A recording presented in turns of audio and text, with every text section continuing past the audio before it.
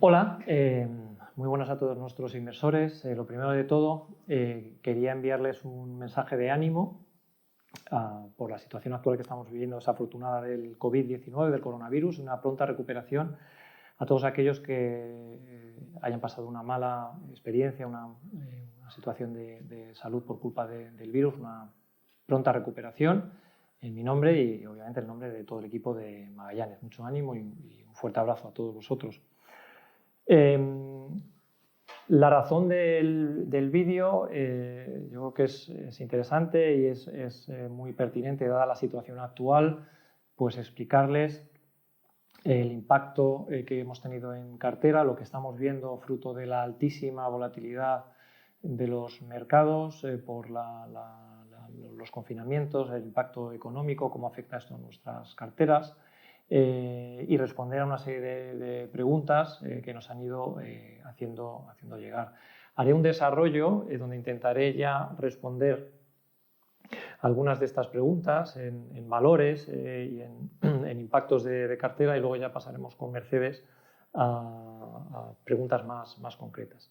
Les dicho esto, yo creo que es interesante ver el impacto en carteras. En este sentido, recomiendo leer o releer, tener la carta del primer trimestre publicada el 3 de abril, donde hacemos un análisis muy pormenorizado de impactos valor por valor, cartera por cartera, que tiene el COVID-19 en los fondos de inversión. Por fondo, en Iberia, Microcaps y Europa, los números que voy a dar aplican a los tres, y empezando por la parte más afectada, tenemos una parte que no llega, y aplica a los tres fondos, no llega al 10% de compañías más afectadas en su valor intrínseco por el efecto del COVID-19.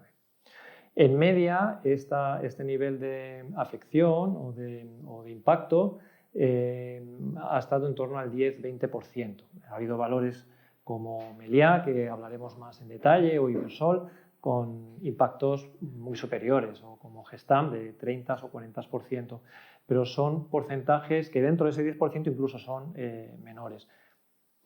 Por diferencia, el 90%, y esta es una noticia muy positiva, el 90% de la cartera no ha tenido un impacto significativo, y un porcentaje de ese 90% incluso ha tenido impacto positivo, como es el caso de Drager o otras compañías similares. En media, el impacto en menor potencial de revalorización de las carteras no ha llegado al 5% de valor intrínseco, en torno a 4 o 5%. Yendo directamente a las carteras, en Iberia, ¿qué valores han estado especialmente afectados? Meliá, por hoteles, a nadie se le escapa que el negocio de hostelería, restauración, hoteles, aerolíneas, es el principal y más severamente afectado. Hemos ajustado nuestro precio objetivo en un 22%, hemos ajustado el valor intrínseco. Lo bueno de Meliá es que vivió una experiencia similar en la anterior crisis financiera y ha entrado en esta crisis con un nivel de deuda muy manejable, que le permite estar con las medidas que han implementado. Hemos hablado 2 o 3 veces con ellos. En la última nos dieron más detalle de los ajustes, reducción de costes, reducción de sueldos a nivel corporación, para sobrellevar los meses que quedan sin ingresos de una manera que no necesite una financiación extra. Como colchón o como backup, el valor de liquidación de sus activos inmobiliarios está en torno a los 15 euros. Nuestra valoración ahora la hemos rebajado a 12 euros. Gestamp es otra compañía que ha tenido impacto. Gestamp hemos ajustado su nivel de valoración objetivo de niveles de 10 a niveles de 8 euros. Hemos tenido varias conversaciones también con ellos, la última con su consejero delegado y principal accionista, Francisco Riveras, y nos pormenorizó con su equipo de relación con inversores las medidas que han tomado para proteger la generación de caja de esta compañía, que es realmente lo que importa ahora mismo en un año como el actual. Es proteger el balance, generar caja, o por lo menos no necesitar refinanciarse en estructuras de capital que diluyan el interés del accionista, como somos nosotros. No obstante, estar meses sin recibir ingresos, en una disrupción, una rotura, por un lado de demanda no se puede comprar un coche, los concesionarios están cerrados, la gente no compra coches, no hay ingresos y por otro lado la oferta también está interrumpida, la cadena de suministros desde Asia o desde Alemania o desde el país donde se originan las primeras piezas hasta el producto final está rota o ha estado rota, cerrada, con lo cual hay una tormenta perfecta que hace que durante unos meses o trimestres pues no se genere ingreso y la prioridad sea proteger el balance. Han tomado medidas, las hemos puesto en nuestro modelo y nos quedamos bastante tranquilos con una valoración de 8 euros. Nos preguntan, y aprovecho y desarrollo un poco más Gestamp, qué pensamos de su tendencia a largo plazo, si nuestra tesis ha variado, con lo que acabo de decir, ha variado el precio, lo hemos ajustado, pero seguimos teniendo una firme convicción. Creemos que hay una megatendencia en aligerar el peso de los coches. Vienen los coches eléctricos porque las baterías pesan mucho y poco se puede hacer para reducir ese peso, salvo en la estructura, en el chasis, y esto lo hace Gestamp con tecnologías de carrocerías o chasis más ligeros, sin soldadura, estampación en caliente. Y también en la reducción de emisiones de gases en los coches de combustión interna también se puede emitir menos si el coche pesa menos. Una forma de que el coche pese menos es con estructuras más ligeras. Gestamp está en esta mega tendencia de hacer coches más ligeros y reducir emisiones. Una vez que Gestamp, otra de las cosas, las particularidades que nos gusta de Gestamp es que una vez que entra a formar parte del proceso de producción de un coche, es como si fuera parte, siendo un externo, dentro con el nivel crítico que adquiere, que es la parte más importante, dentro del proceso, de tal manera que un coche sin la carrocería y las consideraciones técnicas no puede salir, es obvio, es lógico, y un fabricante de coches, un Volkswagen de turno, no puede cambiar de la noche a la mañana de suministrador de una parte crítica esencial en la fabricación de un coche. Eso genera una ventaja competitiva que se llama la del switching cost o coste de cambiar. El coste de cambiar de tu proveedor es tan alto que se genera una simbiosis casi obligada en el medio y largo plazo y eso garantiza a un Gestamp tener una recurrencia y una visibilidad de ingresos por parte del productor de coches. Todas estas tendencias hacen que estemos sólidos en nuestra tesis, una vez que hemos ajustado los números, como he dicho al principio, y que el principal accionista sea la familia. También nos preguntaban qué opinábamos. Pues han pasado de un 69% de la compañía a un 72%. Eso es una señal de fortaleza que nos da mucha fortaleza, o da mucha fortaleza a la tesis, donde la alineación de intereses no puede ser mayor.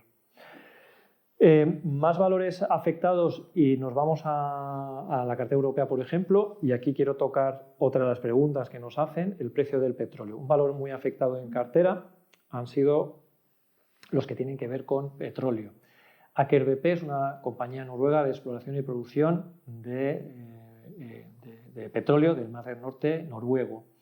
Ha estado terriblemente afectada por impacto, pasando de 300 coronas noruegas a menos de 100. En el peor momento de cotización llegó a 90 coronas noruegas, una corrección de eso puede ser el 70% prácticamente de pérdida de valor, fruto de la otra crisis que también merece la pena mencionar, la del petróleo. Se abrió una guerra de petróleo entre Arabia Saudí y Rusia, no se ponían de acuerdo en qué cantidad reducir y lejos de reducir ampliaron producción en el peor momento cuando estalla el COVID-19. No hay demanda, la gente no consume, hay cierres y hay oferta a raudales. Mucha oferta, nada de demanda, el precio del petróleo se desploma hasta niveles increíbles, porque hemos llegado a niveles negativos del precio del petróleo. Como no puede ser de otra manera, compañías que dependen su ingreso depende de una materia prima que venden, que se va próxima a cero, pues el impacto en tiempo real fue muy negativo. Nosotros nos hemos reunido con la compañía en 2 ocasiones, en la última refinamos el modelo. Hay particularidades que es por la razón por la que solo tenemos esta compañía de exploración y producción en Europa, y es que es una compañía noruega. Una compañía noruega, creemos que pasa algo desapercibido, es un aspecto positivo que tiene, el tratamiento fiscal, la tasación de empresas de exploración y producción basadas en Noruega, con producción en Noruega, que hace que en un entorno como el actual no paguen impuestos. Y recordemos que las tasas fiscales del resto de compañías de exploración y producción de petróleo en el mundo son de 70 y 80%. Esto es una ventaja competitiva a la hora de no necesitar un precio del petróleo tan alto como el resto para seguir generando caja. Esto hace que el precio medio o de break-even del petróleo para preservar el balance pues esté en los niveles que Aker BP tiene, en torno a 20-25. Ajustamos el modelo hacia 20-25, bueno, concretamente $25 el barril. Tomaron medidas que son las que nos explicaron, han explicado al mercado. Reducir CAPEX, reducir inversiones en exploraciones en pozos no necesarios o que están por desarrollar, reducir el gasto de explotación y el gasto de exploración, junto con una situación de deuda bastante desahogada y una reducción del dividendo a la mitad, hace que en niveles de 25, entre 20 y 25 dólares el barril, sea neutra o ligeramente positiva generadora de caja. Esto no lo consigue la mayoría de compañías de exploración y producción. Y su valoración nos pasó de unos 400 coronas noruegas a cerca de 300 coronas noruegas. La cotización se fue a 90. Aprovechamos para comprar e incrementar la posición. Hoy está en 180 coronas noruegas. Otra parte de la cartera afectada por los precios del petróleo, exacerbado por la pandemia también, son las plataformas petrolíferas. Aquí tenemos dos compañías que nos pesan poco más del 1%, Maersk Drilling y Self Drilling.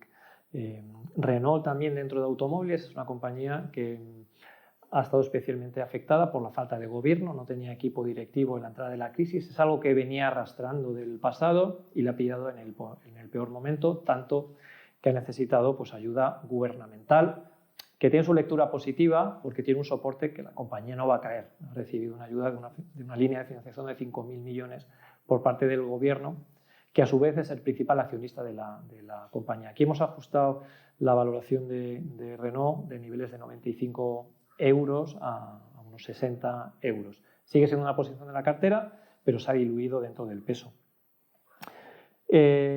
Afectada también por precio, combinación de petróleo y combinación del COVID-19, tenemos en el microcaps la empresa más perjudicada, es una empresa de producción de petróleo de Canadá, que es IPCO. Hemos ajustado notablemente el precio objetivo, muy similar, porque las medidas han sido muy similares a las de Aker BP, no las voy a repetir, y el precio objetivo nos sigue dando un potencial de prácticamente multiplicar por 3. ¿Qué extraemos de todo esto? Hemos visto una disociación entre caída de precio de las compañías y su verdadero impacto, verdadero no lo sabemos, pero el cálculo racional de pérdida de valor, que calculamos en media en un 5% de la cartera y en algunas compañías pues, un 10, un 15, un 20%. Hemos tenido caídas de 50, de 60 y de 70%, como hemos comentado. Ha habido una disociación. ¿Esto qué genera? Es el punto que son extraño, quiero transmitir positivo y yo así lo siento y es lo que me hace estar emocionado y excitado acerca de las carteras y es que nunca han estado a este nivel de valoración. Realmente es una oportunidad histórica que yo he vivido en mis más de 2 décadas, en mis 22 años en el mercado. Esta es la tercera ocasión. La primera fue la burbuja tecnológica, en el estallido de las compañías de telecomunicaciones, media y tecnología, en la gran crisis financiera, desde 2008-2009, aquí en España fue hacia el 2012, y ahora mismo, donde la cartera, y hablo en nombre de las 3 carteras porque son muy parecidas, tal vez el microcap siempre un poco más barato, pero hablamos de valoraciones en términos de EBITDA múltiplo en torno a 5 veces y media. 5 veces y media. El mercado estará en niveles de 8 o 9 veces, o 10. Algunas compañías, la parte más cara de la cartera está en 15 veces posiblemente o más.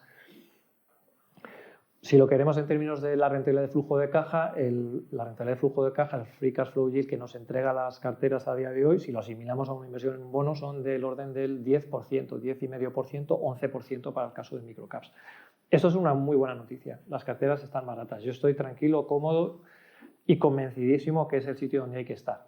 Está la parte emocional. La parte emocional no es fácil. Ya hemos visto lo que está pasando o lo que ha pasado recientemente, que debe reconocer que se acumula el mal comportamiento de estrategias valor de los últimos trimestres.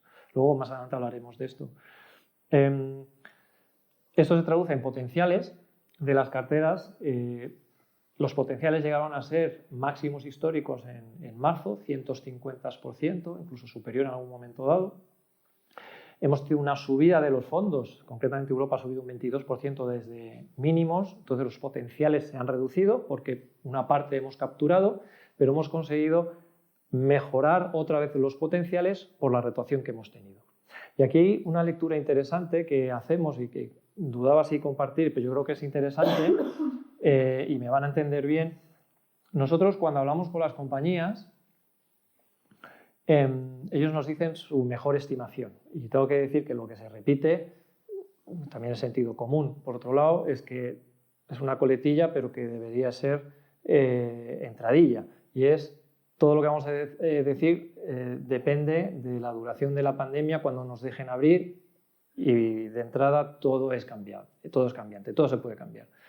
Dicho esto, nos dan unas estimaciones y hablan de un escenario razonable de volver a la normalidad. Si nosotros tenemos en cuenta esas estimaciones, esas conversaciones que tenemos con las compañías y metemos esos números, como se hace habitualmente, en nuestros modelos, los potenciales de revalorización, y casi sin distinción en los tres fondos, nos iríamos a 200% o por encima de 200%. Eso es una realidad.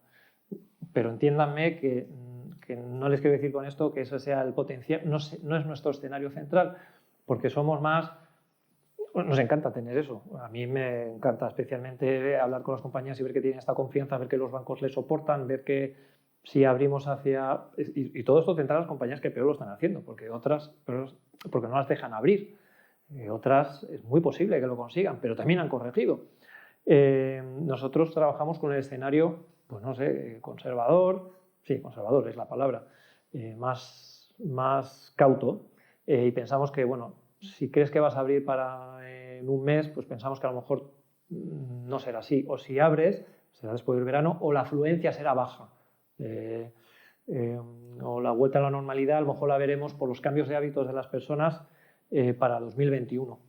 Y trabajamos con ese escenario conservador o base que le llamamos. Entonces los potenciales nos salen y esto sí que es nuestro escenario central en el entorno de 140% aproximadamente. Microcaps un poco más, Iberia, Europa 135, 140% son los potenciales de escenario central. Es interesante mencionarlo del entorno positivo. ¿Cómo hemos conseguido mejorar esos potenciales? Con rotación de la cartera. Hemos vendido una parte de la cartera que ha performado muy bien en términos relativos y absolutos por razones X, que ahora comentamos algunas, y hemos comprado en compañías que han performado muy mal. En concreto, en Iberia hemos incrementado exposición en empresas de pequeña mediana capitalización relacionadas con papel, Iberpapel y Miquel y Costas. Han sufrido especialmente por un efecto liquidez de algunos fondos de inversión en España que se han visto forzados de alguna manera, entendemos, por los flujos que hemos visto, a vender estas posiciones. Hemos aprovechado y hemos comprado. Hemos comprado también Gestamp, como decía antes, explicar el caso de Gestamp. Hemos aprovechado a comprar niveles de 2,5, en torno a 2,5 euros, perdón. Corticeira, principal productor del mundo en tapones de corcho. Y hemos vendido compañías que teníamos una plusvalía acumulada notable en cartera y han estado comportándose relativamente bien, como Gamesa y Naturgy. En Europa ha habido una novedad. Hemos comprado Covestro y aprovecho para desarrollar Covestro porque es la única novedad. Nos han preguntado mucho por el caso de Covestro. Es una empresa química, concretamente es líder en poliuterano, policarbonatos y adhesivos, barnices especiales para carrocerías de coche, por poner un ejemplo, o barnices para barcos, todo con una propiedad específica que es anticorrosiva o de alta resistencia. La particularidad que tiene Covestro es que, para empezar, ellos inventaron estos productos, el poliuterano, que es la espuma de un estropajo, hasta la espuma que va en el colchón de nuestras camas o en un sofá, o la espuma rígida que conforma una bota de esquí o un casco para moto, o para ciclista, hasta megatendencias que hay en material aislante basado en espuma rígida, ¿no? Toda esta gama de productos elabora Covestro, y ellos fueron los inventores. Covestro viene de Bayer y Covestro inventó este material, la espuma dura, espuma blanda, que es el poliuretano. Y el policarbonato también, es el sustituto perfecto del cristal. Allá donde vemos algo que se parece al cristal y no lo es, ese plástico, en aplicativos móviles, en portátiles, en dispositivos electrónicos. Ahora está muy demandado por la desgraciada situación actual en desechables para la salud, en quirófanos, en jeringas, jeringuillas, por ejemplo. Todos esos plásticos están basados en alto grado en poliuteranos. Es un producto commodity, no hay una diferenciación en el material, la materia prima, para luego fabricar estas cosas que son de valor añadido. Lo importante es ser grande. Ellos son líderes absolutos con cuotas de mercado del 25%. Eso les permite ser el operador más eficiente. Y las relaciones que tienen con los usuarios finales. El usuario final quiere que el producto siempre esté servido en su hora, en su momento, en su formato, que no haya variaciones, porque el producto que va a fabricar de alto valor añadido, pensemos, no sé, en un dispositivo, en un smartphone que lleva componentes de policarbonato, primero, ¿qué cuesta ese producto dentro del producto final de un smartphone? Lo que cuesta es tan poco que no merece la pena estar cambiando de suministrador, y quiere fiabilidad. Una vez que hay una relación entre el suministrador de policarbonatos en este sentido y el fabricante final, que necesita que esos productos sean perfectos con ese producto, eso le transfiere una ventaja competitiva muy importante. Desde el punto de vista financiero, Covestro está ahora mismo, este año tendrá una publicación de resultados en el suelo, no llegará a 1.000 millones, cuando esta compañía viene de hacer 1.000 millones en EBITDA, en beneficio operativo, viene de hacer más de 3.000 millones. Y nosotros calculamos que entre 2.000 y 2.500 sería su generación normal de beneficio operativo, que sería como 4 veces el EBITDA de valoración. Nos vamos a la deuda, tiene 1.000 millones de deuda bruta con 800 millones de caja. Una deuda neta financiera de 200 millones con una generación de beneficio operativo francamente alta. No tiene ningún problema financiero, va a ser capaz de aguantar la situación de este año altamente cíclica por las razones que entendemos, por una demanda que se reduce, y aún así va a seguir generando caja. Eso es algo raro en una empresa de este sector. Para nosotros, una variable que vemos mucho en esta compañía y la mayoría de compañías que podemos es cuánto costaría hacer fabricar, construir, lanzar esa compañía de cero si no existiera. Eso nos da una idea, eso se llama valor de reposición. El valor de reposición de Covestro tiene una capacidad para más de 5 millones de toneladas en estos productos que hablamos.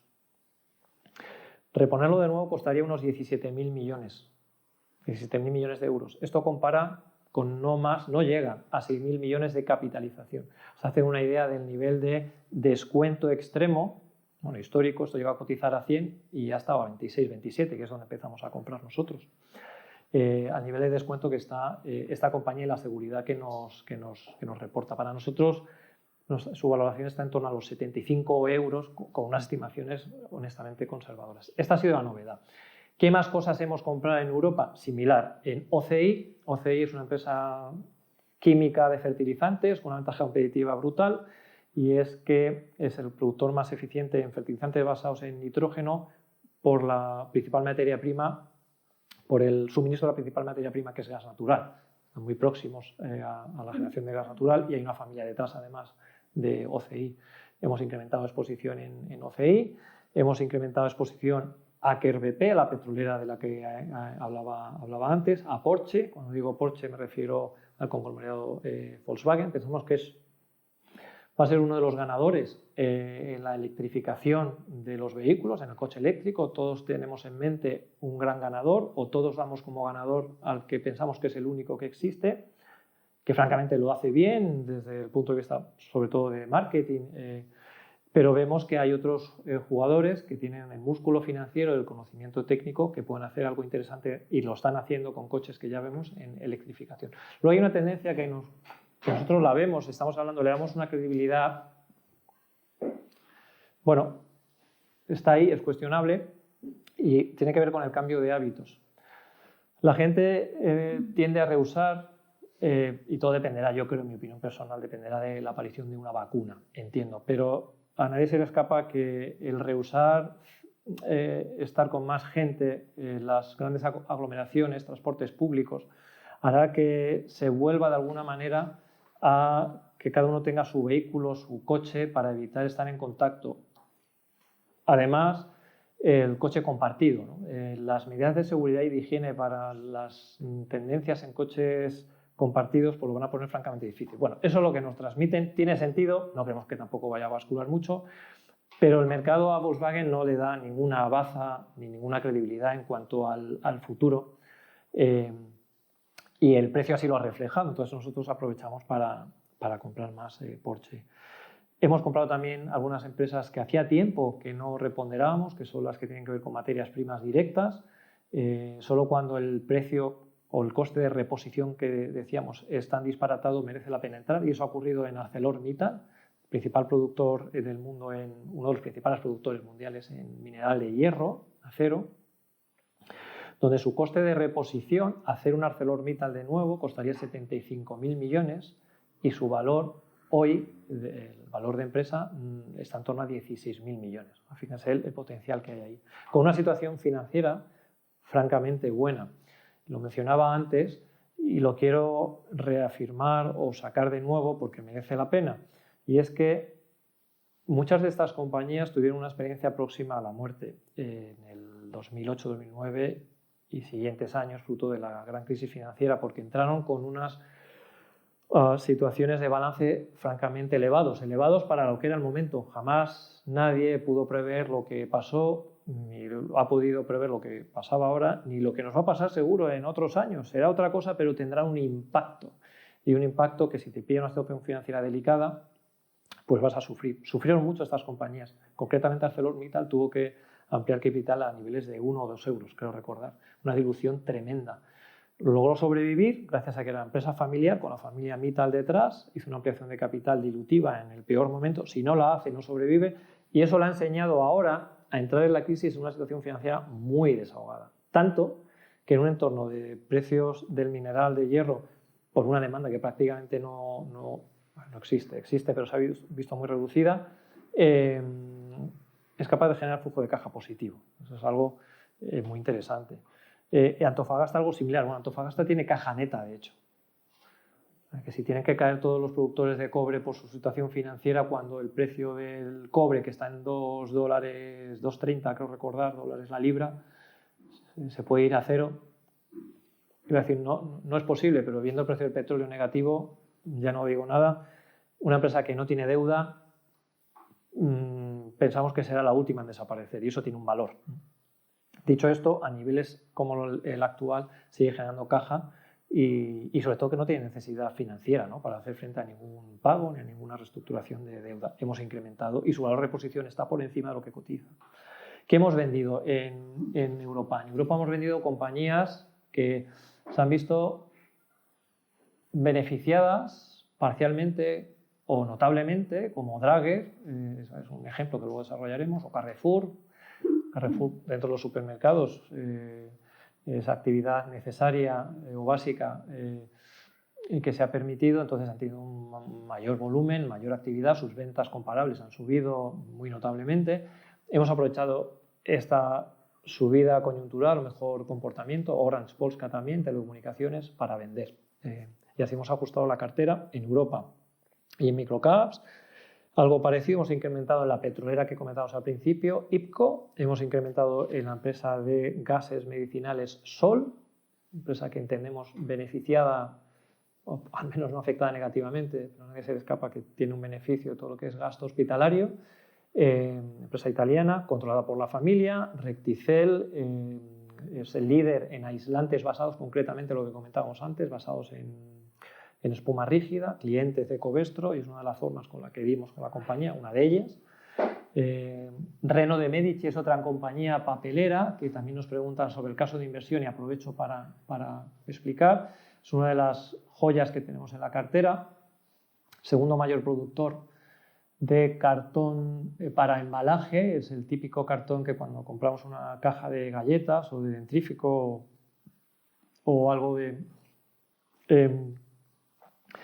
comestible o de consumo diario para la salud, pues posiblemente con alta probabilidad lo haya fabricado o esté detrás Renault de Medici. Una situación financiera muy buena, con una familia detrás, con una valoración pues, de derribo, diría, como si fuera a desaparecer mañana. Hemos aprovechado y hemos comprado más.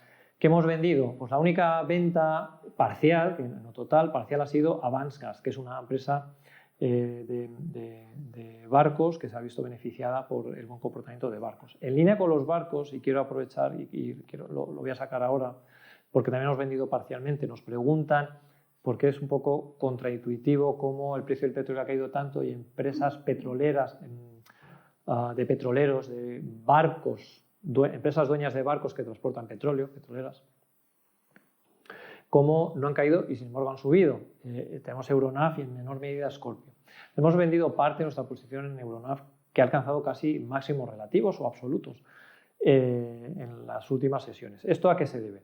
Esto se debe a que la caída del precio del petróleo ha propiciado la acumulación de stock de reservas estratégicas por todos los países del mundo, habidos y por haber. Todos han aprovechado una situación de petróleo nunca visto antes o pocas veces vista antes para hacer acopio en sus reservas estratégicas. No tiene otro misterio. Esto tiene un límite físico, que es que cuando se llenan ya no importa que el precio del petróleo esté bajo. De hecho, tanto es así que cuando, y es lo que pasó con los precios negativos, el precio del petróleo, las reservas estaban a tope, no cabía más en los depósitos en tierra y nadie podía tomar ese petróleo, ¿no? Por eso se fue a cero negativo, una de las explicaciones. Tiene otras técnicas. Hay otra forma de almacenar y es almacenaje flotante, y eso se hace a través de los barcos petroleros. Y Euronav tiene los barcos petroleros, los tanques que se llaman. Lo que pasa es que la oferta de barcos es muy limitada. Los barcos son para transportar petróleo de un sitio a otro. Por eso han ganado mucho dinero. Ha habido mucha comercialización de petróleo porque estaba barato y había que moverlo. Se mueve por las tuberías, los pipelines. Y la variable para seguir moviéndolo es flotante, con barcos de un puerto a otro puerto. Y la otra utilidad que tiene, que es lo que les ha hecho ganar beneficios extraordinarios, es que se han alquilado estos barcos para almacenar petróleo amarrados en la mar, ¿no? O estacados en la mar. Es coyuntural, han ganado un beneficio fuera de toda normalidad. De hecho, los dividendos van a ser de 20 y 30% de dividend yield. Pocas veces he visto yo en una compañía. Luego hay una razón estructural porque estas compañías pueden seguir haciéndolo bien, pero este beneficio extraordinario lo hemos aprovechado de alguna manera y hemos reducido parte de la exposición en Euronav y algo en Scorpio. Acabo con el desarrollo, donde he intentado sacar algunas de las, preocupaciones, inquietudes y cosas que a mí me gustaría saber cómo está la cartera, qué potencial tiene y si tenemos que estar preocupados. Yo creo que no, al revés, esperanzados. Yo lo estoy y actúo en consecuencia. Y luego hablaremos de aportes a los fondos. Y quiero seguir recordando, posiblemente lo más importante, la situación financiera de las compañías.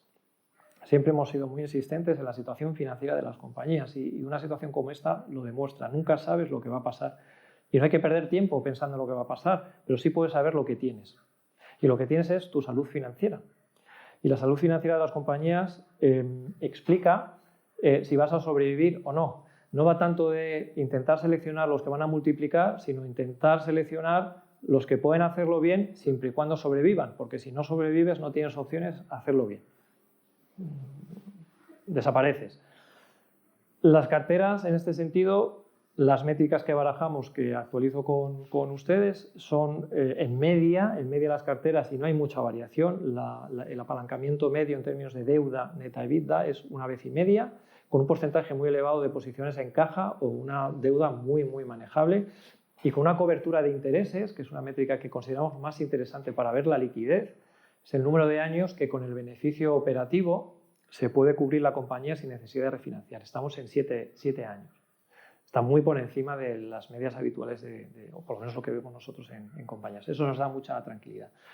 Y fruto de esto es que no hemos tenido ninguna empresa que nos haya quebrado. Y ha habido varias empresas que están cayendo. Es lógico, es una situación anómala, inaudita, nunca vista, y una situación de... es que hay empresas que no tienen ingresos. Empresas sin ingresos, con deuda que atender y con unos costes fijos que atender, pues es relativamente normal que haya muchas caídas. Es una lectura cruzada para bancos, ¿no? Por la financiación que soporta. Nosotros no hemos tenido ninguna compañía, tampoco hemos tenido ninguna compañía durante los 5 años de Magallanes, y esto demuestra de alguna manera, y a mí me congratula mucho, que la parte que le prestamos muchísima atención y la ponemos al mismo nivel que el potencial de la valorización es la parte de la duda por si las cosas salen mal. Habiendo dicho esto, yo creo que podemos pasar directamente con Mercedes, que me haga las preguntas ya más concretas de temas, y yo responderé de la mejor manera posible y más concisa, espero. Gracias, Iván. Quiero unirme a tu agradecimiento a la confianza de nuestros inversores y trasladar a todos aquellos que lo estén pasando mal estos días nuestros mejores deseos y mucho ánimo. Como consecuencia de la situación grave que estamos viviendo, este año no hemos podido celebrar nuestro Día del Inversor en Barcelona ni nuestro Día del Inversor en Madrid, ni hemos podido estar en Pamplona con Plusvalue como teníamos previsto. Pero en un entorno tan complicado como el que estamos viviendo, queremos estar cerca de nuestros inversores y hemos pensado que este vídeo podría ser una forma de responder a todas las inquietudes y preguntas que nos están trasladando. Iván, ¿tu día a día se ha visto impactado a la hora de analizar y contactar las compañías o a la hora de actuar con tu equipo? Pues sí, nuestro día a día se ha visto muy impactado, de hecho, en nuestra forma de interactuar con las compañías a través de forma muy positiva, tengo que decir, una interlocución directa, fluida y diaria, literalmente. Hemos incrementado las reuniones con compañías pues, del orden del 50%, una media de 4, incluso 5 reuniones al día con compañías. Compañías que tenemos en cartera, hemos conseguido hablar con todas las compañías que tenemos en cartera, tenemos prácticamente 100 compañías entre los 3 fondos y con algunas compañías más de una vez, hasta 3 veces, con acceso a equipos directivos y los equipos de relación con inversores siempre que lo hemos necesitado o hemos querido. En este sentido, quiero también anunciar que hemos incorporado una nueva persona al equipo de inversiones, un nuevo analista, Santiago Domingo, una persona pues, ideal, perfecta, apasionada del value, como no puede ser de otra manera en Magallanes, que la conozco desde hace tiempo, que hemos ido intercambiando ideas y persona adecuada, con el momento adecuado para incorporarla, ha sido muy fácil que viniera y de hecho pues está ayudando a esta mayor intensidad que es coyuntural, pero es un buen ritmo de trabajo, de acceso directo con las compañías. Desde luego que sí. Vamos a ver algunas preguntas que nos han enviado por vídeo y que se refieren más al impacto que haya podido haber en la forma de gestionar nuestras carteras. Buenos días, Iván. Antes de nada, dar las gracias a todo el equipo de Magallanes que también durante estos días de crisis habéis estado respondiendo a nuestras dudas y a nuestras inquietudes como inversores. La pregunta que te queríamos hacer hoy es si realmente crees que esta crisis implica algún cambio estratégico en la manera de gestionar los fondos de Magallanes. Y más allá, si hay algún sector en el que penséis que ya no tiene tanto sentido estar invertidos o invertir en el medio plazo, o incluso si hay valores que tenéis en cartera que penséis que consecuencia de esta crisis ya no tiene sentido mantenerlos. Muchísimas gracias, como siempre, y mucho ánimo para todos. Hola. En primer lugar, quería preguntaros cómo está viviendo el equipo de Magallanes pues estos momentos tan convulsos, cómo se encuentra el equipo. Y en segundo lugar, pues quería preguntar qué cambios ha habido en cartera, sobre todo en esas compañías que comentabais que tenían o que podían tener un impacto negativo debido a la pandemia y que en anteriores trimestres pues pesaban bastante en cartera, pues como Renault o Aker BP, por ejemplo, en la cartera europea, o también pues Gestamp, incluso Meliá también, o Semapa en la cartera ibérica. Muchas gracias. Buenas tardes, Iván.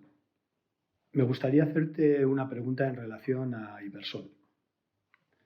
¿Crees que va a aguantar la empresa sin tener que ampliar capital, teniendo todos los restaurantes cerrados y sin saber aún la fecha en la que volverá a la normalidad? ¿Se verán sus márgenes deprimidos? ¿Sabemos si le han concedido financiación? Gracias, Íñigo, por la pregunta. Es muy interesante y muy apropiada. Cambio estratégico, claro, uno se plantea muchas cosas. Tengo que decir que no ha habido un cambio estratégico, un cambio de paradigma. Sí que te reafirmas en varias de tus tesis, que es cuidado con el apalancamiento operativo junto con el financiero, cuidado con esa deuda en negocios que tienen una ciclicidad normal de la economía. Y eso ha pasado pues, en restauración, en hoteles, en aviones. Aquí en aviones no tenemos, en bancos, en financieras concretamente, por ese efecto de ser financiado de último resorte no tenemos, pero eso no hace que, yendo directamente un poco a la pregunta y respondiendo, que tachemos sectores de no invertibles. Al revés, se abren oportunidades y lo que te reafirma, con lo que te tienes que quedar, o al menos nos quedamos nosotros, es cuidado con esa combinación de apalancamientos. Jaime pregunta por impactos y rotaciones en función a los impactos en las carteras. Menciona algunas de las compañías que ya hemos mencionado a propósito al principio en rotaciones. Yo aquí puntualizaría, tal vez desarrollaría un poquito más Renault. La razón de Renault, es una compañía que hemos apoyado desde hace ya un tiempo, tiene que ver efectivamente la pérdida de valor reciente más severa, tiene que ver con la situación que estamos viviendo, que afecta a todos, pero el extra de mal comportamiento, eso sí es una cosa que hemos aprendido, es el mal gobierno. El mal gobierno desde el punto de vista, bueno, literalmente a su consejero delegado y presidente le detuvieron en una reunión en Japón, ¿no? Una de las reuniones del consejo en Japón, al reunirse con sus socios de Nissan, Carlos Ghosn, el que era considerado uno de los gurús en el sector del automóvil. Nunca dejas de sorprenderte y de aprender cosas. Entonces, una compañía que no tiene gobierno, que no tiene equipo directivo, que no tiene líneas estratégicas, con unas tiranteces en sus relaciones, en su alianza, Renault, Nissan, Mitsubishi, pues nos ha enseñado, añado una participación de control que tiene el gobierno francés en Renault, con ciertas injerencias o ciertas interferencias. Hemos aprendido que ese tipo de negocios, hombre, no es que no sean invertibles, pero les vamos a exigir un margen de seguridad mucho mayor del que le habíamos exigido obviamente a Renault cuando compramos. Esa es una particularidad que diría dentro de la pregunta de Jaime. Y luego con Juan y con la pregunta de Juan de Ibersol también está bien traída, está dentro, desafortunadamente, en la parte más afectada. Ibersol, por recordar, pues es el de los mayores jugadores, de los mayores operadores de franquicias en la península ibérica, en España y Portugal. Tiene más de 500 restaurantes operados, algunos en propiedad, muchos en gestión. Son Kentucky Fried Chicken, Burger King, Parks & Company y otros más. Lógicamente estas tiendas, estos restaurantes de comida rápida, todos los restaurantes están parados, no hay ingresos. A nadie se le escapa que esta es una situación mala. Y luego tienes unos gastos, una parte importante de los gastos son variables, a través de los puedes aliviar a través de los ERTES, suministros, obviamente, si no vendes no compras, pero hay una parte rígida, que es la cuestión angular, otra de las cosas que aprendemos, que siempre aquí que reafirmamos, ¿no? Cuidado con los costes fijos que no se pueden reducir si las cosas van mal. Es una especie también de situación financiera. De hecho, el IFRS 16 obliga a considerar esos pagos ineludibles, como alquileres, como deuda. Nosotros eso, por otro lado, siempre lo hemos tenido en cuenta, como deuda. IFRS 16 del año pasado obliga a capitalizar el gasto que sí o sí lo tienes que hacer. Otra cosa que en una situación como la actual, los propietarios de locales, no sé si se les va a forzar o se les va a persuadir, o mi opinión personal es un sentido común entre el inquilino y el propietario para llegar a un acuerdo, es lo que haría yo, en cuanto a pagos, porque a mí lo que me interesa es que no es que me pague el mes que viene, sino que me pague los próximos 7 años, ¿no? Y que me pueda renovar otros 7. Ibersol, este es el riesgo que tiene. Nosotros, con la compañía, lo que vemos es que estaba facturando a un ritmo de casi 500 millones de euros, con unos costes de unos 350, y si le metías el alquiler, o metiéndole el alquiler lógicamente, te ibas a algo más de 400 millones de total costes. Le quedaba cerca de 100 o por debajo de 100 millones de EBITDA, una empresa que valorábamos entonces a 16-17 euros, con unos márgenes del 22%, con una situación financiera ex IFRS de una vez el EBITDA, y de las cosas más importantes, gestionada por sus socios fundadores, con un 55% de interés en la compañía, y cotizando muy barata. Claro, con esos números. Ahora los números, y todo es lo que nos dicen los directivos, depende de lo que vaya a durar.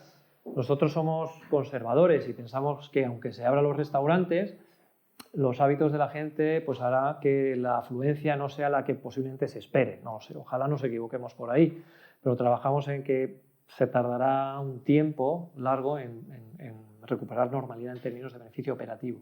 Eso puede hacer que se tengan dificultades en cubrir parte de los gastos fijos no eludibles, ¿no? Que son los pagos de alquiler. Pero es verdad que hay una variable que son los gastos variables en plantilla y en suministros que pueden caer. Siendo muy conservadores, el EBITDA puede reducirse drásticamente, dramáticamente. Tiene 50 millones en caja disponible. Al año en alquileres se gastan unos 60 millones de euros, si mal no recuerdo, 65 millones.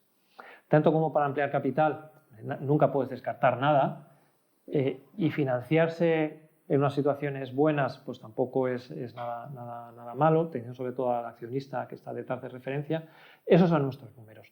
Hemos ajustado a niveles de, si mal no recuerdo, 12 a niveles de 10-12 euros, de 16-17 niveles de 10 euros. Cotiza ahora, no llega a 5 euros.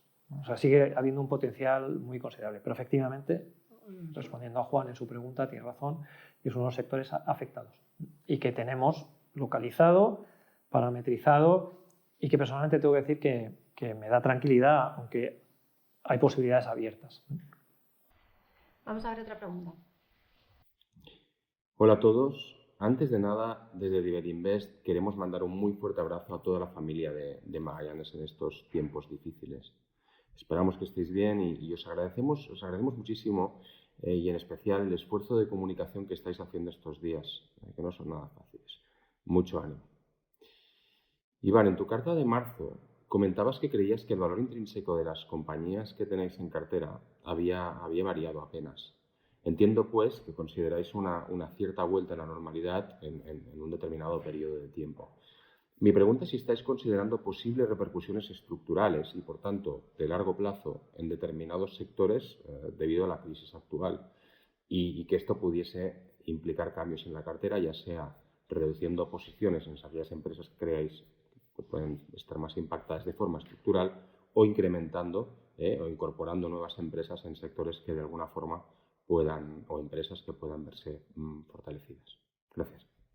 En línea con esto, tenemos una pregunta. ¿Qué impacto tiene el confinamiento y la incertidumbre sobre el futuro para los fondos? El hecho de que las empresas puedan estar, como has mencionado en el caso de Ibersol, unos meses o trimestres incluso sin facturar, ¿puede hacer que se deteriore tanto su valor intrínseco como están reflejando las cotizaciones en estos días? Pues la pregunta que haces, Ignasi, bueno, muchas gracias. Lo primero es muy apropiada y tiene que ver con lo que decía al principio de ser conservadores. Si trabajásemos, lo voy a responder de la manera que si trabajásemos con los datos que percibimos o que nos hacen llegar las compañías o el consenso, ese 5%, o no llegaremos a ese 5% de impacto total, que es moderado, estoy de acuerdo, o de otra manera esos potenciales de 140, ¿no? 150 en el caso de microcaps.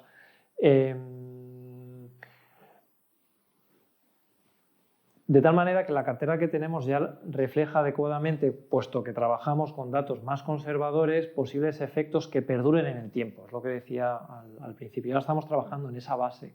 Estamos trabajando en base, y he puesto un ejemplo reciente de Ibersol. Estamos trabajando más bien una base que todo tarda más de lo razonable. Y en función de eso hemos hecho operaciones en algunos valores afectados y que pensamos que va a tardar más, pero que la situación ha hecho o ha dejado más mella de lo que cabría esperar, hemos dejado diluir. Ese ha sido el caso de Renault que acabo de explicar. O sea, efectivamente ahí se ha cambiado, ahí no hemos incrementado. Sin embargo, en su equiparable Porsche, siendo el mismo sector, o Volkswagen, sí hemos incrementado exposición. Creo que con esto respondo a la pregunta. Es decir, que gracias a ser conservadores no vemos necesidad en la revisión de ese impacto de 5%. Y la pregunta del tiempo, del impacto en valores intrínsecos y cómo puede afectar y el grado de recuperación, si lo he entendido bien, ponemos un ejemplo que es el que nosotros nos aplicamos a nosotros mismos cuando estuvimos viviendo, no sé cómo catalogarlo, las dramáticas variaciones que había, la volatilidad que había de caídas en un día de 20%, que las hubo en algunas de las compañías que tenemos en cartera, ¿no? Y en 4 o 5 días caídas de más del 50%. Digamos, vamos a ver, si una compañía tiene duración infinita, que es como nacen las compañías, luego las compañías pues tienden a durar sus ciclos, ¿no? Pero bueno, duración infinita, por eso les hace especiales frente a los bonos que tienen duración establecida. Por eso siempre estar largo de bolsa siempre está a tu favor, porque no vence nunca, teóricamente, ¿no? Esto es muy teórico, pero que la práctica tiende a cumplirse. Y dos, que a lo mejor es lo más importante, que el comportamiento de una acción tiende a mimetizarse o a replicar la evolución en sus resultados. Esto quiere decir que si los resultados de una compañía crecen todos los años un 6 o un 7%, la compañía va a subir anualizado un 6 o un 7%. Eso está estudiado y eso es una ley irrefutable de las finanzas, que no sé si está descrita o analizada en algún libro, debería de estarlo. Peter Lynch habla mucho de ello en muchos de sus libros. ¿Esto qué quiere decir? Esto no quiere decir que todos los años la empresa tenga que subir un 6 o un 7% porque sus beneficios suben un 6 o un 7%. Esto no quiere decir que si los beneficios en un año, porque es un año perdido, o un año que has perdido un trimestre, pues caen un 25%, pues la empresa vaya a valer un 25% toda la vida. Este es el kit de todo. Y esto es lo que hay que pensar para darse cuenta que precio y valor no es lo mismo. Y mentalmente, si uno piensa que una empresa dura 100 años y su valor de cotización es el valor de lo que va a ganar, debería de valer 100 si va a ganar 1 euro todos los años. Si pierde un año, pierde 1 euro, pues valdrá 99 euros. Es una pérdida del 1%. Perder un año de beneficio es el 1%.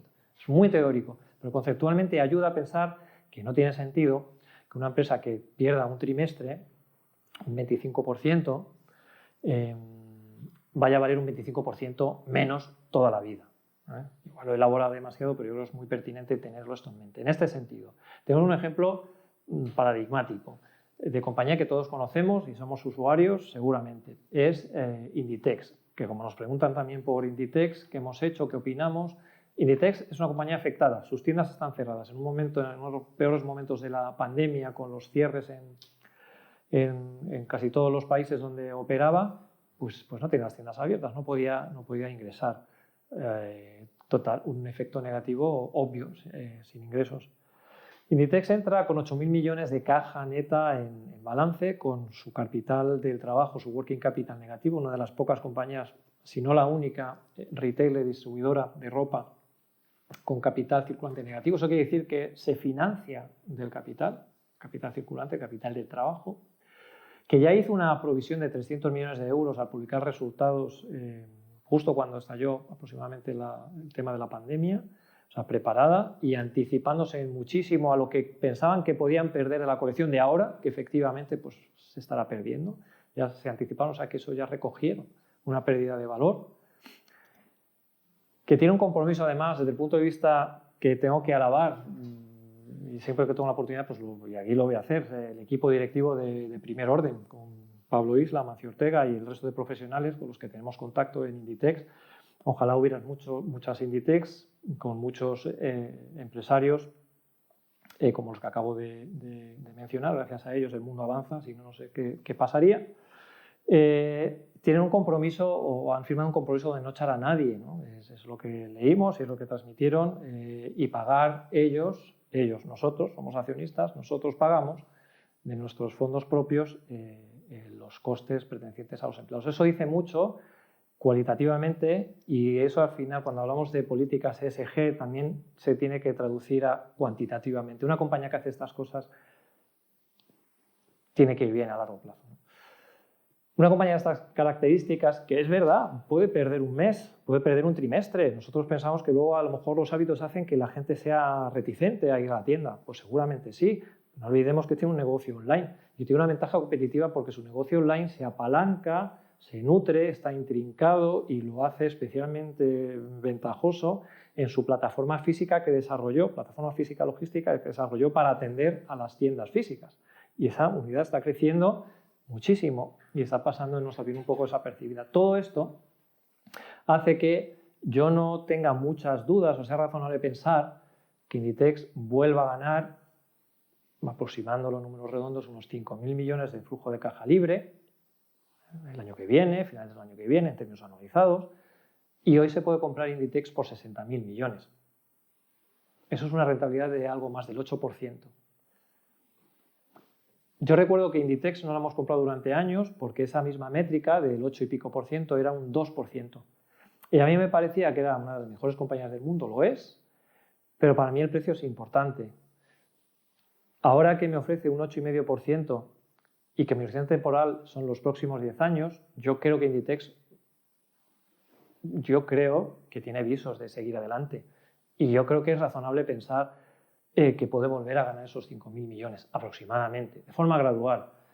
Yo compro Inditex hoy y estoy tranquilo en Inditex hoy. Eso es un ejemplo de cómo afecta el no vender temporalmente las valoraciones a largo plazo. Si eso lo tienes en cuenta dentro de su valor intrínseco, el ajuste es mínimo, porque puede mucho más las próximas décadas generando 5.000 millones que crecerán. No estoy teniendo en cuenta que van a crecer, es que crecerán, neutralizará el posible impacto negativo que vamos a tener y no se va a ocultar y va a ser así en los próximos meses. Pero con esto, con esta compañía, con este ejemplo, también respondemos bien o damos más color a cómo lo vemos en términos de impacto. ¿Alguna de las empresas de los fondos ha sufrido una pérdida permanente de capital? Bien, pues pérdidas permanentes de capital, decíamos, esto es perderlo todo, sin visos ya de recuperar, no, porque no hemos tenido ninguna compañía, como decía al principio, que nos haya quebrado, y afortunadamente, a día de hoy, ahora mismo todo está abierto y puede pasar cualquier cosa, pero no. Lo que sí hemos tenido, y dentro de pasar cualquier cosa, las sospechosas pueden ser las que voy a desarrollar ahora. Sí hemos tenido pérdidas parciales de capital que van a ser difícilmente recuperables, difícilmente que va a costar trabajo. No quiere decir que sea un imposible, porque hemos pasado por experiencias similares hace unos años. En Europa tenemos los drillers, los operadores o los propietarios de las plataformas petrolíferas que se alquilan para extraer petróleo, que han tenido un impacto porque son muy sensibles al precio del crudo, necesitan precios del crudo relativamente altos. Ya seleccionamos las dos compañías que considerábamos más eficientes en este sentido, con la situación financiera más desahogada, que son Maersk Drilling y Surf Drilling. El problema que ha habido, y es una cosa, pues nunca dejas de aprender, y esto lo hemos visto, y es que todo descansaba, la base de la tesis de estas, una base importante, una parte importante de la tesis de estas compañías es que los contratos fijos en firme, en una petrolera firma un contrato para alquilarte una plataforma petrolífera durante 2 años, te lo firma en firme y pensábamos que ya podía llover o tronar, que eso era en firme.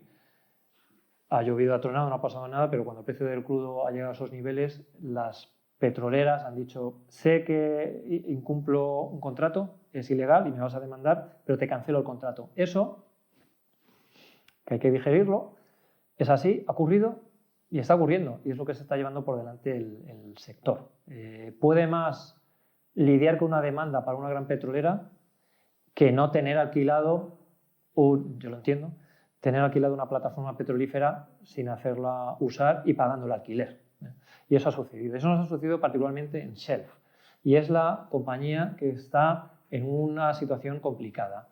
Sigue operando, sigue ingresando, nos ha caído más de un 80%, nos pesa unos 20 puntos básicos, aquí llegamos a tener alrededor del 1%. ¿Qué aprendemos también? ¿O en qué nos reafirmamos? Que el peso que asignamos a las compañías es importante. Esta compañía tenía para nosotros un potencial de multiplicar por 2, si mal no recuerdo. Si llevados exclusivamente por el potencial hubiéramos puesto un 10% de esta compañía, nos hubiera costado pues, un 8%. Si nos ha caído un 80%, 8 puntos porcentuales. De esta manera nos ha costado unos 80 puntos básicos. No es plato de buen gusto, obviamente, no estoy contento y de alguna manera es un error. Un error por unas razones que han ocurrido, que nadie sabe, vale, pero ha ocurrido. Como yo no sé qué va a ocurrir, y es a lo que quiero ir, quiero tener algo que es verdad, que me puede multiplicar y ojalá hubiera salido bien, pero si salían más las cosas, la depreciación en valor podía ser casi no recuperable. Ha ocurrido, teníamos un 1 y poco, tenemos 20 y tantos puntos básicos y ahí se queda. ¿Por qué se queda ahí? Porque puedes decir, oye, pues rescátalo, porque no la doy por perdida y no es cabezonería, hemos tenido experiencias en el pasado similares. Una situación muy similar nos pasó con BW Offshore, una compañía también del sector petróleo y de barcos, es el sector, de hecho, para hacérselo mirar, donde la acción se volatilizó, llegó a valer prácticamente cero. Gracias a la familia que estaba detrás y un proceso de refinanciación, acudimos y de perder un 90 y tantos % a vender esta compañía ganando cerca de un 35%, si mal no recuerdo. No es por cabezonería y no es por a ver si suena la flauta y pasa algo. Cuando hay visos de que se reestructure, cuando hay posibilidad de que aflore parte del valor, no es que nos aferremos a ello, es que reconstruimos la tesis y esto pasa a ser, yo creo que la mejor aproximación es como una opción fuera de dinero. Esto es como ahora mismo comprar una opción sobre el IBEX 35, qué sé yo, a 20.000 puntos. Estará gratis prácticamente. Teniendo el IBEX donde tenemos ahora, a 20.000 puntos, no sé si llegará en algún momento. Es gratis. Pero oye, no es imposible. No es imposible. Y yo creo que para los próximos 20, 30 años yo compraría esa opción del IBEX a 20.000 puntos. Seguramente nadie me la vaya a vender. A esto voy. Cuando hay visos de recuperabilidad, que hay una familia detrás, que hay una estructura accionarial detrás, Self, los vencimientos los tiene, si mal no recuerdo, en 2025. O sea, que todo es recuperable, no tiene vencimientos ahora, no tiene ningún vencimiento hasta 2025. Lo que pasa es que si se cancelan contratos que se daban como firmes, pues la pérdida de valor es importante. Esta es la explicación. Otros valores que tenemos que hayan perdido parcialmente, bueno, pues tenemos en microcaps, tenemos el caso de Safestyle. Este es un operador de carpintería en aluminio, ventanas y puertas en Reino Unido. No ha sido por causa del COVID-19, esto lo ha acentuado. Ha sido por una situación competitiva donde su fundador se va de la compañía, es extraño de creer, pero así fue, se va de la compañía, funda una segunda compañía y le hace la competencia hasta casi quebrarla. Estamos en el proceso de ver si la compañía la vendemos, cuando empieza a recuperar porque el competidor por demandas, el competidor que es el exfundador tiene que cerrar operaciones, empieza a recuperar y hacerlo bien Safestyle porque se queda como único jugador relevante, estalla el COVID-19, no pueden vender, cierran, no pueden instalar, tiene una necesidad financiera y la parte importante, por eso no vendimos, y menos mal que no vendimos en lo peor del momento, es que han conseguido refinanciarse, han conseguido ampliar capital en 18 millones de libras que les permite sobrevivir este año, ¿no? Por eso tampoco darlas por perdidas y otra vez más reafirmarnos en no poner un peso excesivo en Safestyle, ¿no? Jamás pesó más allá del 1,25, creo recuerdo, 1,30%. En Iberia no tenemos nada que nos haya caído 80% y que veamos difícilmente recuperable y en riesgo de quiebra, ¿no? En Iberia ahora mismo, con las observaciones que he hecho, Ibersol, he hecho la descrito bien, no tenemos nada. Vamos a ver ahora un par de preguntas que nos han llegado por vídeo. Vosotros como vuestras familias estéis bien, mucho ánimo y que de esta saldremos y reforzados. Así que optimismo a raudales.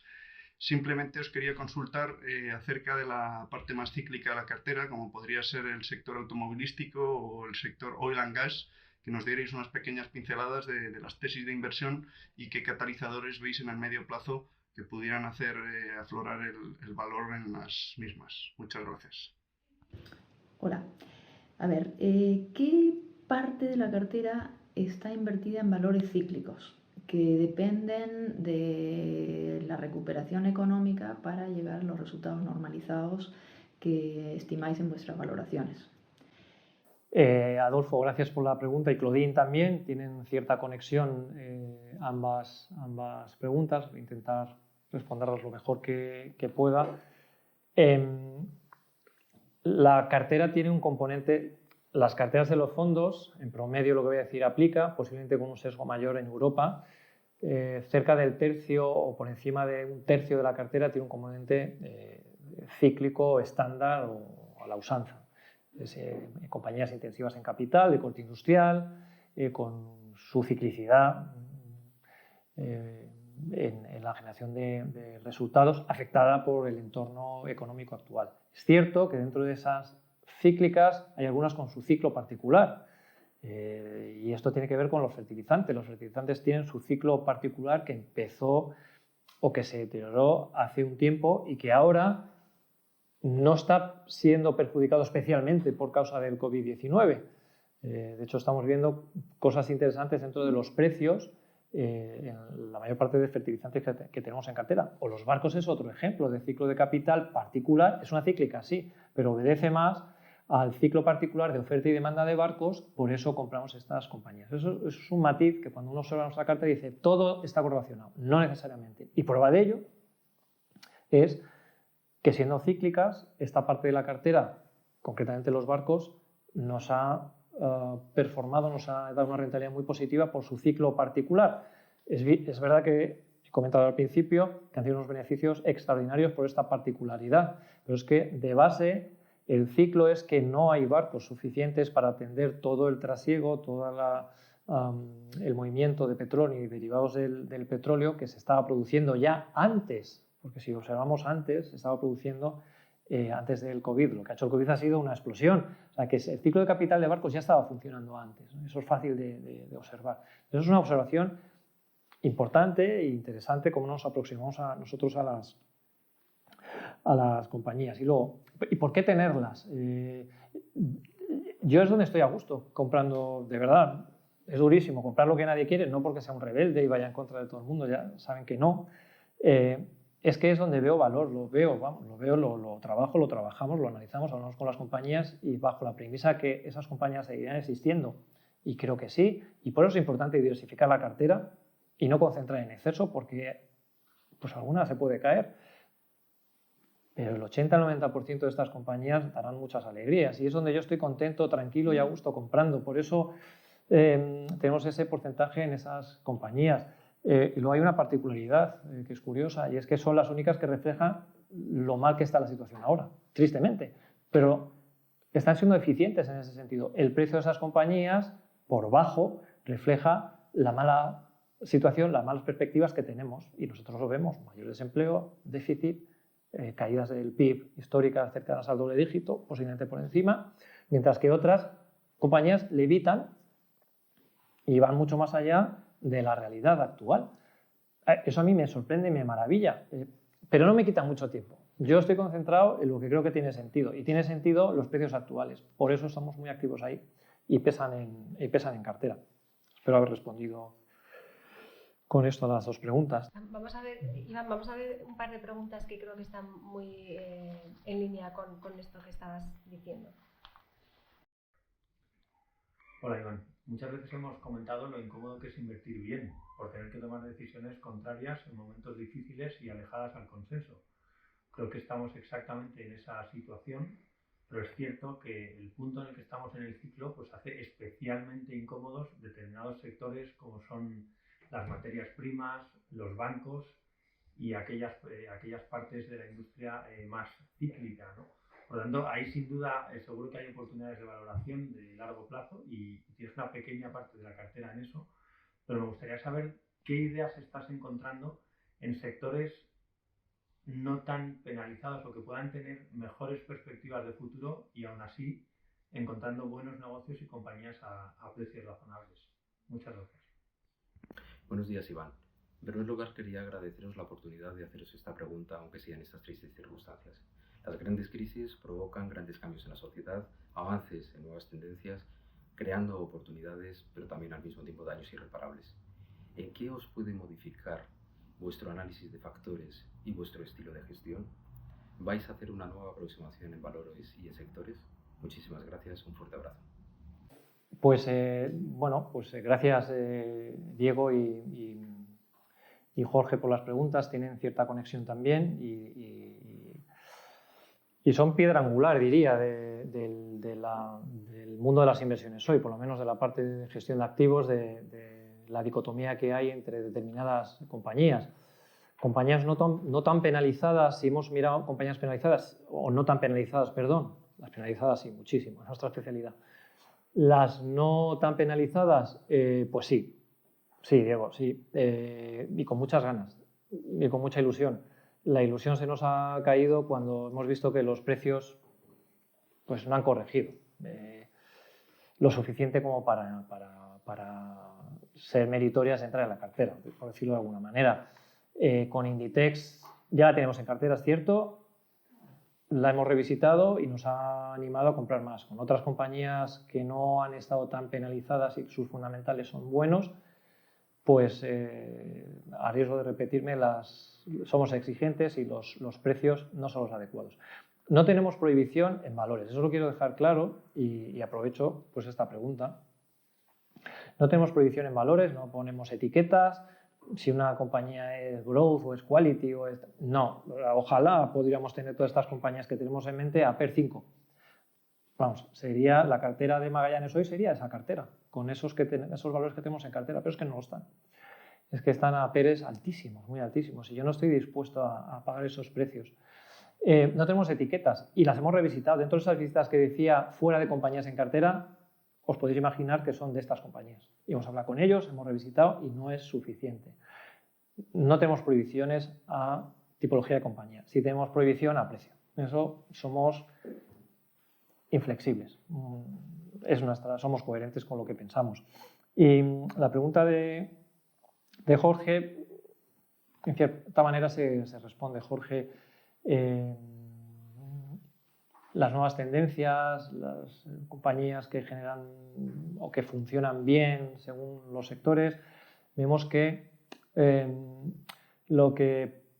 cómo lo observa o cómo lo premia el mercado no compensa realmente lo que estás comprando en términos de resultados.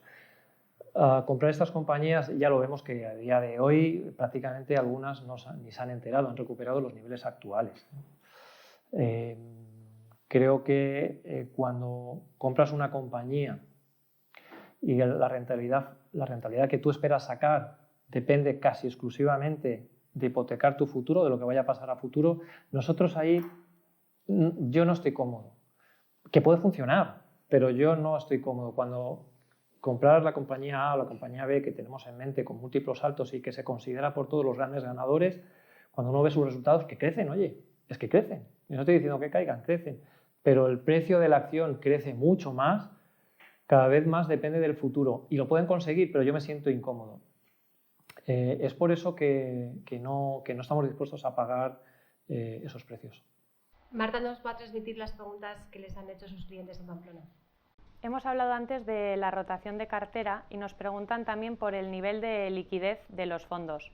¿Lo habéis aumentado o disminuido en estos últimos meses? El nivel de liquidez de los fondos, que es una pregunta muy interesante porque es muy apropiada para lo que estamos viendo y para explicar la coherencia, entiendo, que hemos tenido desde el principio, cuando pues, hemos hablado con muchos inversores y hemos interactuado con ellos acerca de la liquidez. Nosotros históricamente, como saben, hemos tenido niveles de liquidez por encima de la media.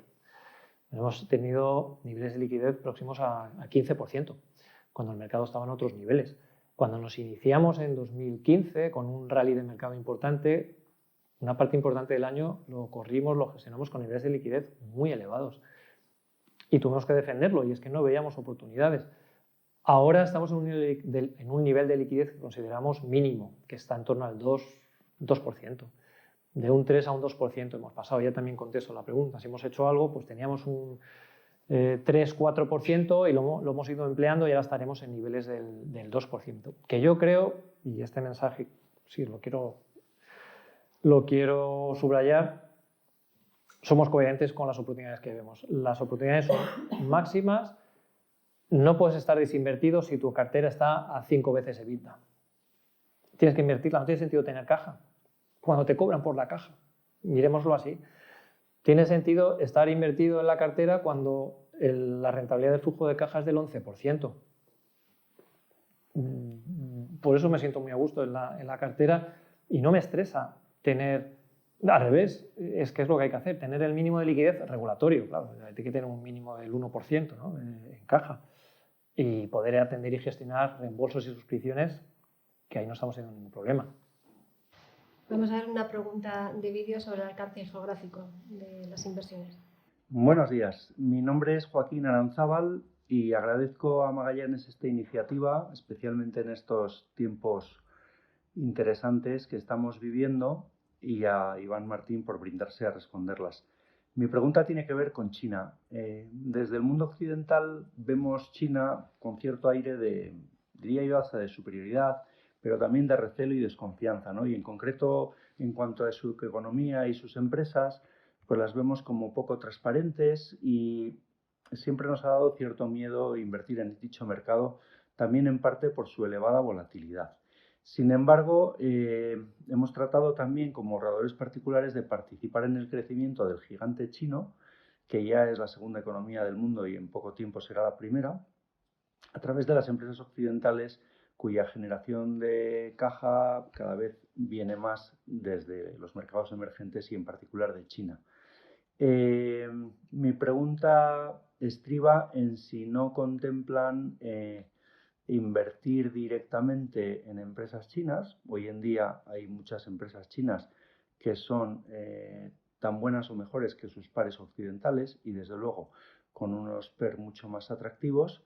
Y además, bien, me refiero a empresas pues, como Tencent o Alibaba, pero es que además como mercado es un mercado, una bolsa que se ha recuperado históricamente en las últimas crisis de manera más rápida y desde luego es una economía más vibrante y que parece que goza de mejor salud que las economías occidentales. Me gustaría conocer su opinión en general del mercado chino y si en algún momento se plantean hacer alguna inversión directamente en China. Muchas gracias. Gracias, Joaquín. Honestamente, el número de oportunidades que se nos abren fruto de esta pandemia y de las caídas que ha habido en Europa es tan alto que no podemos, ni tenemos tiempo ni debemos por nuestro mandato ver más allá de Europa. No, en China no estamos mirando ideas, ni tampoco fuera de Europa prácticamente. Hay más fondos de inversión que compañías cotizadas. En Europa hay una cantidad enorme de compañías que se han puesto ahora mismo en unos niveles muy atractivos y todo lo que fuera a salir de esto sería salir de nuestro círculo de competencia con el añadido que acabo de decir, ¿no? Que es que tenemos mucha oportunidad dentro de Europa y particularmente dentro de la cartera, no hace falta ir muy lejos. Por el momento no, sería la respuesta. Tenemos unas preguntas que nos llegan por vídeo. Hola, muy buenas tardes. Durante los últimos años hemos visto la subida de las compañías tecnológicas y de las consideradas de mayor calidad en sectores como el farmacéutico o la alimentación. Sin embargo, también hemos visto cómo se han desplomado las compañías de consumo cíclico o industriales. Tras la crisis del coronavirus, esto se ha vuelto incluso más extremo. Y ahora se habla de los grandes beneficios de la digitalización y de la recesión que va a haber en el sector industrial. Mi pregunta es, ¿pensáis que estos posicionamientos tan extremos generan una oportunidad de largo plazo? ¿Nos podéis dar algún buen ejemplo? Muchas gracias. Espero que estéis muy bien. Te lanzo la pregunta del millón, y no si un nuevo mercado bajista está a la vuelta de la esquina, sino que si tras varios años de hacerlo relativamente mucho peor, un mal comportamiento relativo, el value la inversión valor volverá a reinar sobre la inversión crecimiento, o si esta crisis ahondará un poco más en ese entorno de bajo crecimiento, baja inflación y bajos tipos de interés, que es viento en contra para la inversión valor. Pues Santiago y Miguel son preguntas, pues también piedras angulares del momento actual que estamos viendo, la dicotomía, la disociación entre value growth, barato, caro, como lo queramos llamar, momentum, como lo queramos llamar, efectivamente está llegando a niveles nunca vistos antes, máximo tras máximo. La situación actual lo ha acrecentado, la gente busca refugio, el inversor busca visibilidad y está dispuesto a pagar, como decíamos antes, por lo que pueda ocurrir a futuro, con tal de huir de la miseria que se está viviendo ahora en algunos sectores que son de corte industrial. Yo lo entiendo, no estoy tan de acuerdo en que se puedan obtener rentabilidades mejores a futuro. Cuando digo futuro no es pasar el momento, pasar estos días, pasar estos meses, no solo se esté pasando, sino que es verdad que se está ampliando la rentabilidad, es pensando en los próximos años. Yo no tengo duda que va a seguir reinando el value, bueno, si se puede expresar así, pero hay varios motivos. Igual que no hay mal que 100 años dure, no hay compañía barata o un activo barato que 100 años dure. Comprar barato siempre tiene consecuencias positivas. Y a veces te puedes equivocar, pero por eso tenemos la cartera diversificada. Quiero insistir en eso, no estamos en posesión de la verdad absoluta. Y también por eso concentramos de la manera que concentramos. No tenemos 10 ni 8%, tenemos 4 o 5%. Lo tengo que matizar. No quiero parecer estar con la verdad absoluta, pero lo barato tiende a corregirse. Siempre habrá alguien que lo corrija. Lo que pasa es que situaciones como la actual hace que eso se despiste o se retrase en el tiempo. El value ha funcionado siempre por esta razón. Es que tiene sentido. Y es que el sentido es que cuando uno compra barato es una forma inteligente de actuar. No solo en una empresa, también a la hora de comprar un piso en una buena ubicación en una ciudad, pues comprarlo por 50.000 euros, pues difícilmente sea que uno se equivoque a largo plazo, por muy mal que estén yendo las cosas ahora mismo. La cosa, y podemos seguir debatiendo si tiene sentido, si no tiene sentido, si ahora es un refugio muy bueno, está en las compañías más de momentum, más quality, más growth, y las value más denostadas. Sí, y puedo seguir elaborando. Yo digo que creo, lo he vivido, me ha pasado y tarde o temprano ocurre. Y la gran pregunta que yo creo que buscamos todos, y lamento decir que no, yo no la tengo, es el cuándo. Quisiéramos saber el cuándo. Ha habido varios amagos, varios intentos, desde el mínimo hasta estos días ha ocurrido de alguna manera, pero necesitamos algo más. Yo veo indicios interesantes cuando hablo con las compañías. El detonante puede ser cualquier cosa, que los tipos de interés sería un punto positivo. Tipos de interés altos que hace que las cosas tengan su valor. El coste de oportunidad, ahora no hay coste de oportunidad. Los bancos centrales se han empeñado en que no exista tipo de interés. No sé si esto va a durar toda la vida, va a durar algún tiempo, pero no sé si va a durar toda la vida. Que haya un coste de las cosas, cuánto vale prestar, cuánto vale invertir, hace que las estrategias de valor, históricamente, valga la redundancia, tengan su valor. Eso puede ser, yo no quiero decir que vaya a ser, pero sería algo positivo. Algo que si tiene que ocurrir, hombre, podemos ir a más negativo los tipos de interés. Todo es posible. Pero si yo tengo que hacer un pensamiento para los próximos 10 años, bueno, pues pensar en que los tipos de interés estarán más arriba no es descabellado.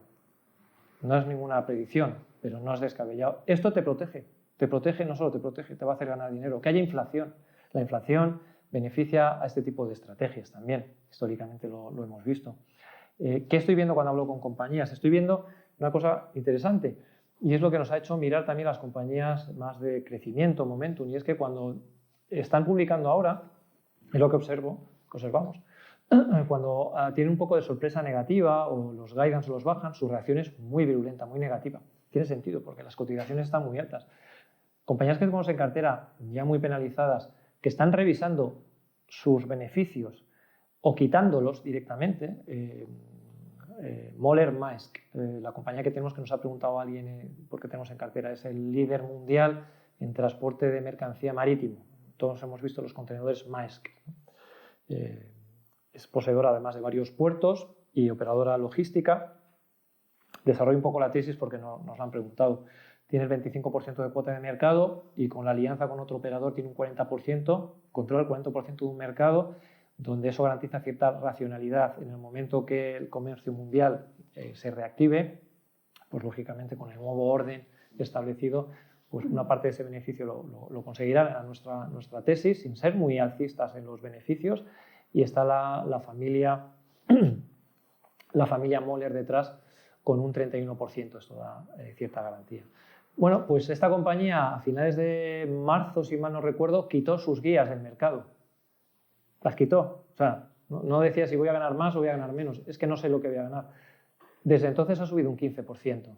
Aker BP anuncia que reduce el dividendo y sube.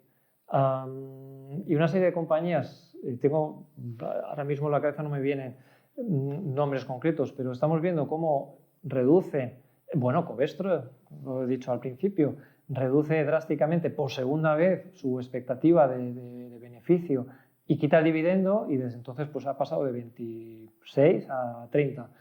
ArcelorMittal publica resultados y también tiene un comportamiento opuesto a lo que pensábamos antes o a lo que pasaba antes, que te caían un 10%, un 20%. Eso a mí me transmite seguridad y una serie de información que yo he visto en el pasado.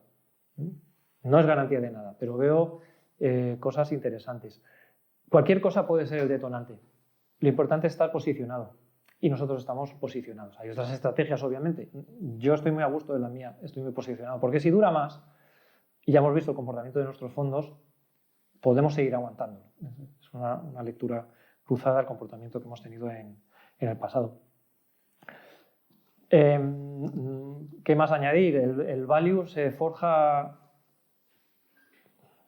entiéndaseme bien, la leyenda del value por los atributos de rentabilidades por encima de la media, de las leyendas que hemos estudiado, que hemos seguido, los Warren Buffett, los Peter Lynch, los Benjamin Graham, Templeton.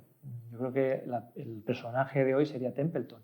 Se forja en momentos como el actual, cuando nadie, estoy diciendo el 95% de inversores quiere ni siquiera oír hablar de este tipo de compañías.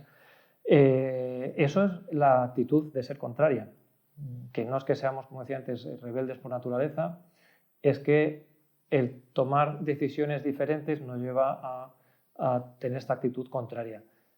Que se hace, se toma, y lo difícil es la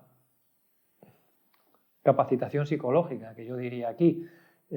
Si uno tiene la fortaleza financiera y no tiene ninguna urgencia, lo segundo que necesita es tener la fortaleza psicológica para ver que en sus libros tiene un menos 40% por el fondo A o por el fondo B, o menos 26 o 27 en nuestros fondos en el año, pero que su potencial es muy notable, ¿no? Y eso hace falta, yo reconozco puede ser que la inversión en valor o la inversión en bolsa, no es que pueda ser, es que ocurre que no es apropiada, ¿no?, para algunos perfiles, pero quedaos, Santiago, con esta contestación, que hay visos interesantes, que el diferencial está en máximos y que nosotros lo vemos en la cartera y que estamos posicionados.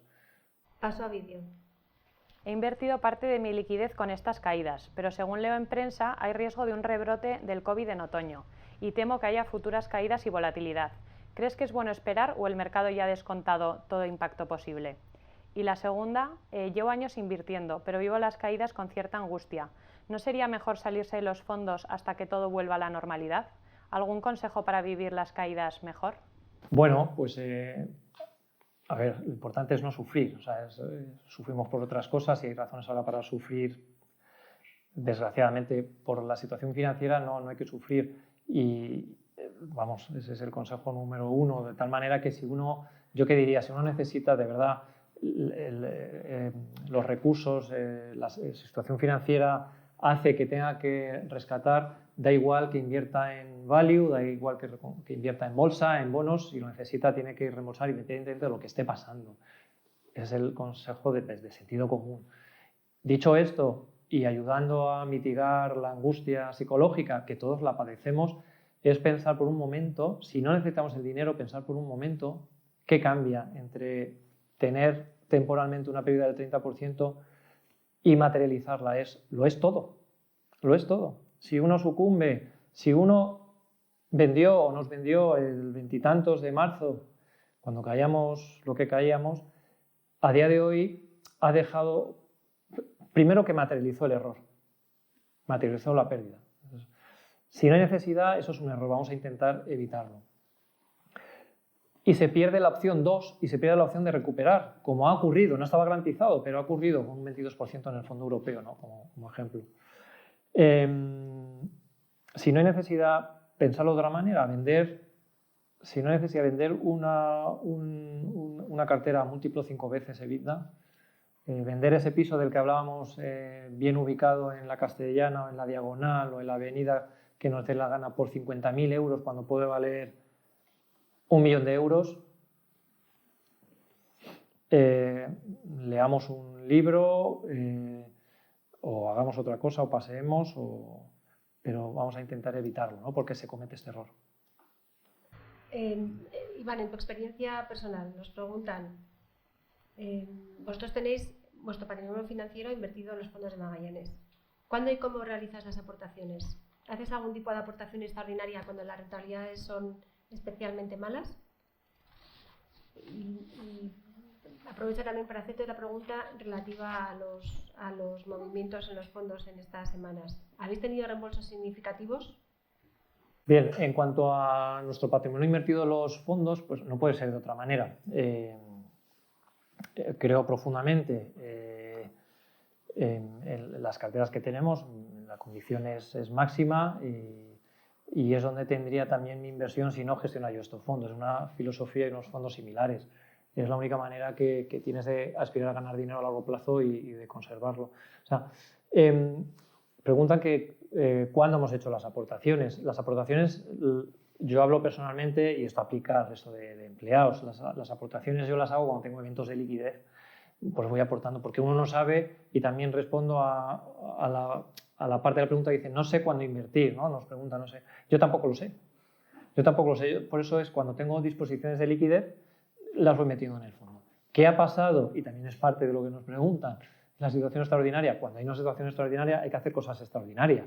Y lo que yo he hecho personalmente es, con esos eventos de liquidez y movilizando recursos de forma extraordinaria, pues aprovecho esa situación de precios anormalmente bajos en los fondos. Entonces, ¿eso qué ha provocado? Hablando de los patrimonios personales. Yo mi patrimonio personal bursátil está invertido en los fondos de Magallanes, como no puede ser de otra manera. Porcentajes que siempre gusta, ¿sabes? Los porcentajes de mayor a menor, pues Europa, Iberia y microcaps. Tengo una pequeña parte, también una pequeñita parte en el fondo impacto, pero bueno, la parte de Mollar son esos 3 fondos en ese orden, ¿no? Tirando a la equiponderación, pero sesgado en ese orden. Todo mi patrimonio está ahí metido. Puedo dar más datos. En el mes de marzo mi aportación ha sido muy extraordinaria, ha sido muy significativa, de las más significativas, pues comparable pues, al patrimonio que ya está invertido o del momento de la constitución. O sea, es un esfuerzo que yo creo que merece la pena. Puedo hablar también en nombre de Blanca, de mi socia, que ha hecho una aportación, y la familia, muy considerable, y en línea también con el capital que se constituyó en la Constitución de Magallanes. Puedo hablar también en nombre del equipo Magallanes, de todo el equipo de Magallanes, y familiares y próximos, donde yo jamás he visto una conjunción de todos coordinados, aportando a los fondos. Por importes, pero sobre todo lo que quiero acentuar es la coordinación. Y eso dice mucho. A mí, no sé, me da mucha seguridad tener un equipo que vela por las carteras que tienen ustedes, donde el principal accionista, el principal partícipe, somos nosotros. El 15% del patrimonio que gestiona Magallanes, estamos en 1.300 millones aproximadamente, el 15% somos nosotros. Y esto en eventualidades como la actual lo reafirmamos y lo incrementamos en la medida que podemos. Lo uno con la otra pregunta, que era sobre reembolsos, efectivamente, Pues en mes de marzo tuvimos entradas netas. Entradas netas. No doblamos el patrimonio, pero hemos tenido entradas netas, que en un entorno de los más difíciles que yo recuerdo en mis 20 años, pues eso dice muchísimo de la calidad de ustedes, de los inversores, que entienden la filosofía, que son fieles y que saben ver la oportunidad. Esa inteligencia inversora, pues a mí me fascina y me encanta tener unos inversores con esa altura. Y la calidad de Magallanes es la calidad de sus inversores, de su inteligencia inversora y de sus actos. Y el acto es que tuvimos una entrada neta, en lo peor que recuerdo de Magallanes desde que empezó. Iván, dentro de los inversores de Magallanes que estás mencionando, tenemos un grupo que nos hace mucha ilusión de inversores muy jóvenes. Vamos a ver ahora la pregunta de una de nuestras jóvenes inversoras. Bueno, ante todo, agradecer a Magallanes su apoyo a la inversión de los más jóvenes, permitiendo que los menores de 26 años podamos beneficiarnos de las bajas comisiones que se reservan a inversores profesionales o institucionales. Bien, mi pregunta es, ¿qué consejos les daríais a los jóvenes que, como yo, estamos intentando iniciarnos en el complicado mundo de las finanzas? Aparte de leer mucho y buenos libros, ¿no? Que eso ya me lo recomiendan cada día en casa. Muchas gracias. Pues Alicia, a mí todas las preguntas me hacen mucha ilusión y están muy bien traídas y tienen mucho jugo. Me hace también ilusión que sea gente joven y que ya que seas tú, pues es ilusión al cubo. Alicia, que es la culpable del maravilloso libro Alicia en Wall Street, escrito por un buen amigo nuestro, inversor, puedo decir, que es Luis Ayué. Pues a ver, consejo. Te han dicho, o tú ya has dicho el principal consejo, que es el de leer, con lo cual el siguiente consejo sería no olvidar ese consejo. Y otros consejos, bueno, consejos, no sé, recomendación, no sé, lo que haría yo si volviera a empezar, es empezar a invertir desde el minuto 1 de mi nacimiento. La principal ventaja competitiva que tenemos las personas como hombres inversores, como personas inversoras, es el tiempo. Por el efecto de interés compuesto. Una persona de 25 años, pensando en los próximos 40 años, en una hipotética jubilación, con una inversión y esperando unos retornos del 7%, pues puede multiplicar por varias veces su inversión, pues en torno de 8 o 10 veces, ¿no? Si no lo calculo mal. Una persona que tiene en mente también los 65 años, pero empieza a invertir una década antes, que no está mal, nunca es tarde, con 55 años, pues a un retorno del 7%, pues anual, compuesto obviamente, pues doblaría, que está muy bien, pero fíjense la diferencia, fijaos, ¿no? La diferencia que tiene a una misma tasa de rentabilidad, empezar antes o empezar después. Empezar a invertir cuanto antes mejor. Y otro consejo o variante de esto es establecer un hábito de invertir, una costumbre de invertir, una disciplina, intentarlo hacerlo lo más, no sé cómo decir esto, no emocional posible. Es decir, cada mes sí o sí de mi paga hay un 10% que va al fondo de inversión A o B y ya puede llover o tronar que va a ir al fondo y eso se va a agradecer. Porque si no, si uno dice, no, yo ya sé cuándo hay que invertir, pues pasa lo que nos ha pasado a todos, ¿no? Cuando somos jóvenes, cuando cae, pues te asustas, madre mía, esto es un juego, es un casino, yo no invierto, es el momento, y cuando todo está arriba y todos en la facultad o en nuestro trabajo, pues he comprado esta acción y he comprado esta otra y ha subido, pues posiblemente no sea el momento. Eso se arregla con una prescripción que es invierta un porcentaje de su paga, de su nómina, de su beca, de su retribución, 10, 20 o 5% en un fondo el que desees. Yo creo que eso, bueno, estoy convencido que funciona. Espero que sea útil. Antes de dar paso a alguna pregunta sobre valores concretos, una pregunta en relación al fondo de Magallanes Iberian. Las medidas que está tomando el gobierno y las que puede tomar, ¿cómo pueden afectar a las empresas que tienen su sede en España? ¿Hay riesgo de destruir riqueza? Bueno, la situación en España es la que es. Si a tenor de los datos de crecimiento económico que van adelantando los organismos oficiales, pues no augura nada bueno, posiblemente sea el registro peor registro que tengamos, que hayamos vivido, yo prácticamente seguro, asimilable a periodos de guerra. Y luego pues, también hay temor de las medidas que se puedan tomar a futuro, ¿no? Casi es más las medidas que se puedan tomar que lo que está sucediendo, que de por sí es muy negativo. ¿Cuál es la realidad? ¿Cuáles son los precios y qué tenemos en la cartera? Que yo creo que hay que racionalizarlo todo. A mí me recuerda a 2012. España, la crisis financiera, la resaca le duró hasta bien entrado el 2012-2013 y los fondos invertidos en España en ese momento pues era un vía crucis. Y yo mayoritariamente gestionaba fondos, gran parte del patrimonio que gestionaba entonces tenía que ver con fondos de renta variable española. Me recuerda mucho a esa situación y de esa situación surgieron muchas oportunidades y un performance, un retorno en bolsa española que se obtuvo pues muy satisfactorio. Y me recuerda, hay una disociación disparatada. La bolsa española es la que peor se ha comportado en lo que va de año con mucha diferencia. Tiene caídas pues, en torno al 30 o por encima del 30%, similar a Italia, cuando el resto de bolsas europeas pues, caen un 18% aproximadamente. No llega al 20%. Estados Unidos ya ni hablamos, ¿no? Ya casi están en positivo. Pero eso es este año y están siendo los últimos 5 años. Si uno atiende al impacto en valoración, y es lo que nos importa y a lo que nos dedicamos con nuestras carteras, la gestión, el fondo Iberian ha tenido un impacto, fruto de lo que estamos viendo ahora, de en torno al 5%, como decíamos al principio. Esto contrasta con una caída del 30%. No tiene mucho sentido. Por eso las valoraciones están como están.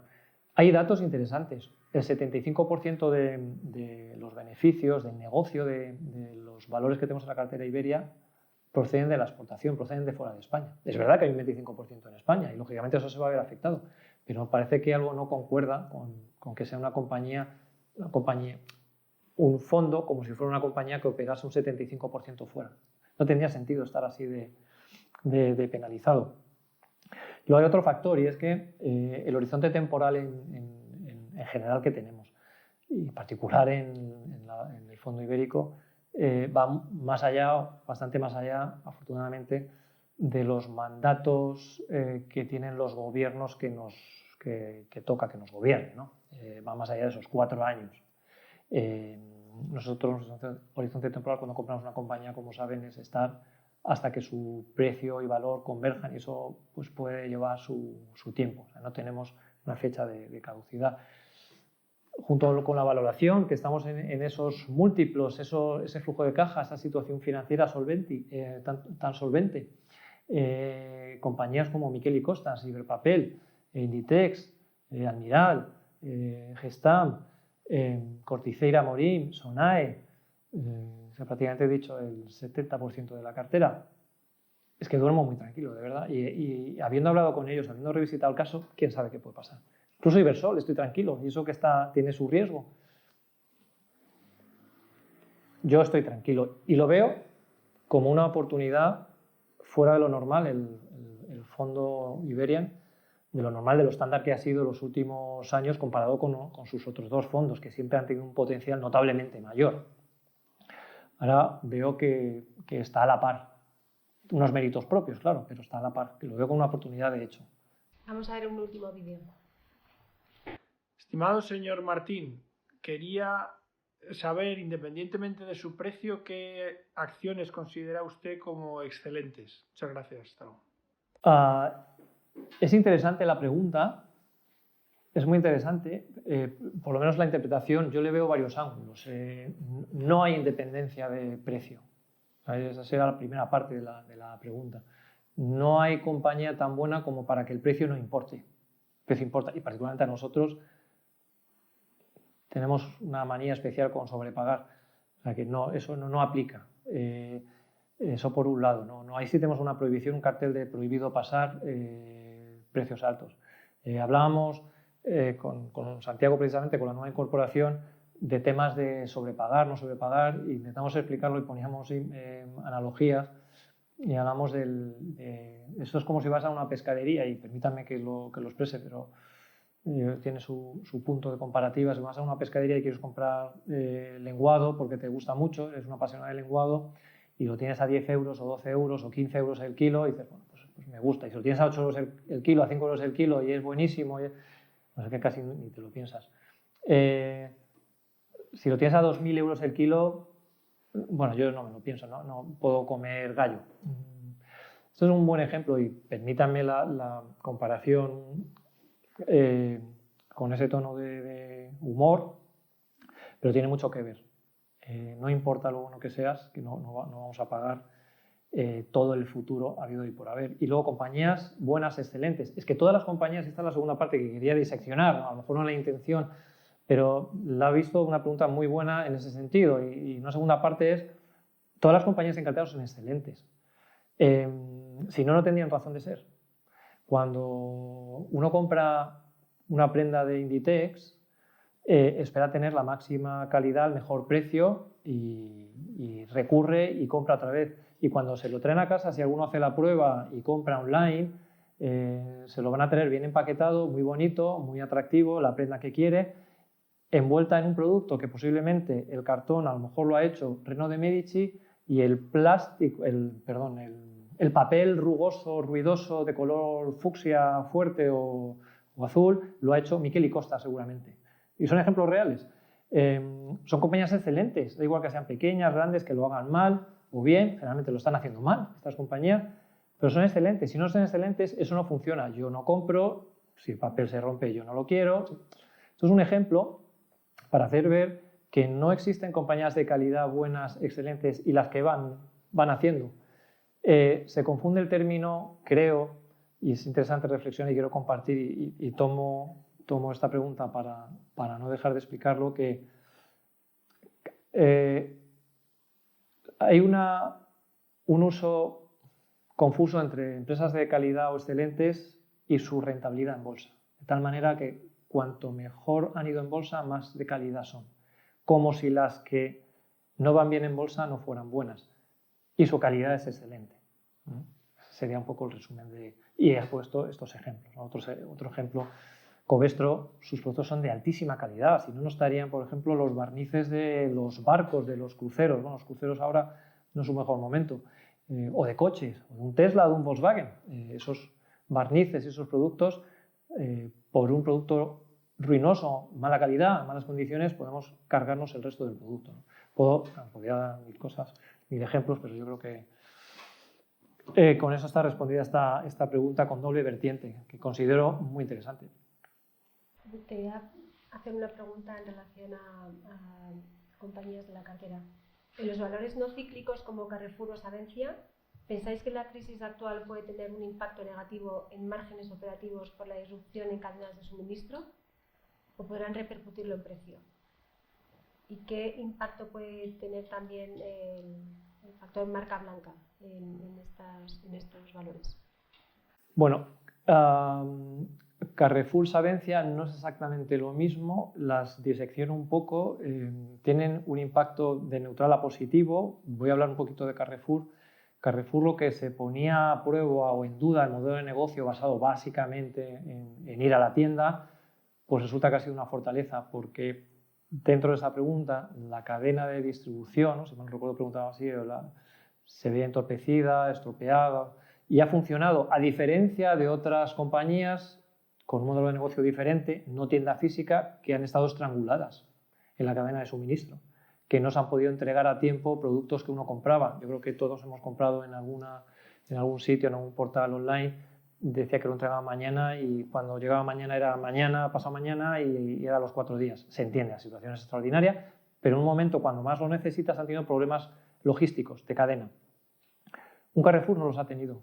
Carrefour, un día y otros supermercados. Entonces, yo creo que ahí aflora una fortaleza que se daba por perdida y no se valoraba antes. Este es un buen ejemplo de comprar estas compañías que pensamos que tienen valor y que su modelo de negocio que se pone en entredicho, cuando más lo necesitas, que cuando las cosas se ponen en valor, ha funcionado.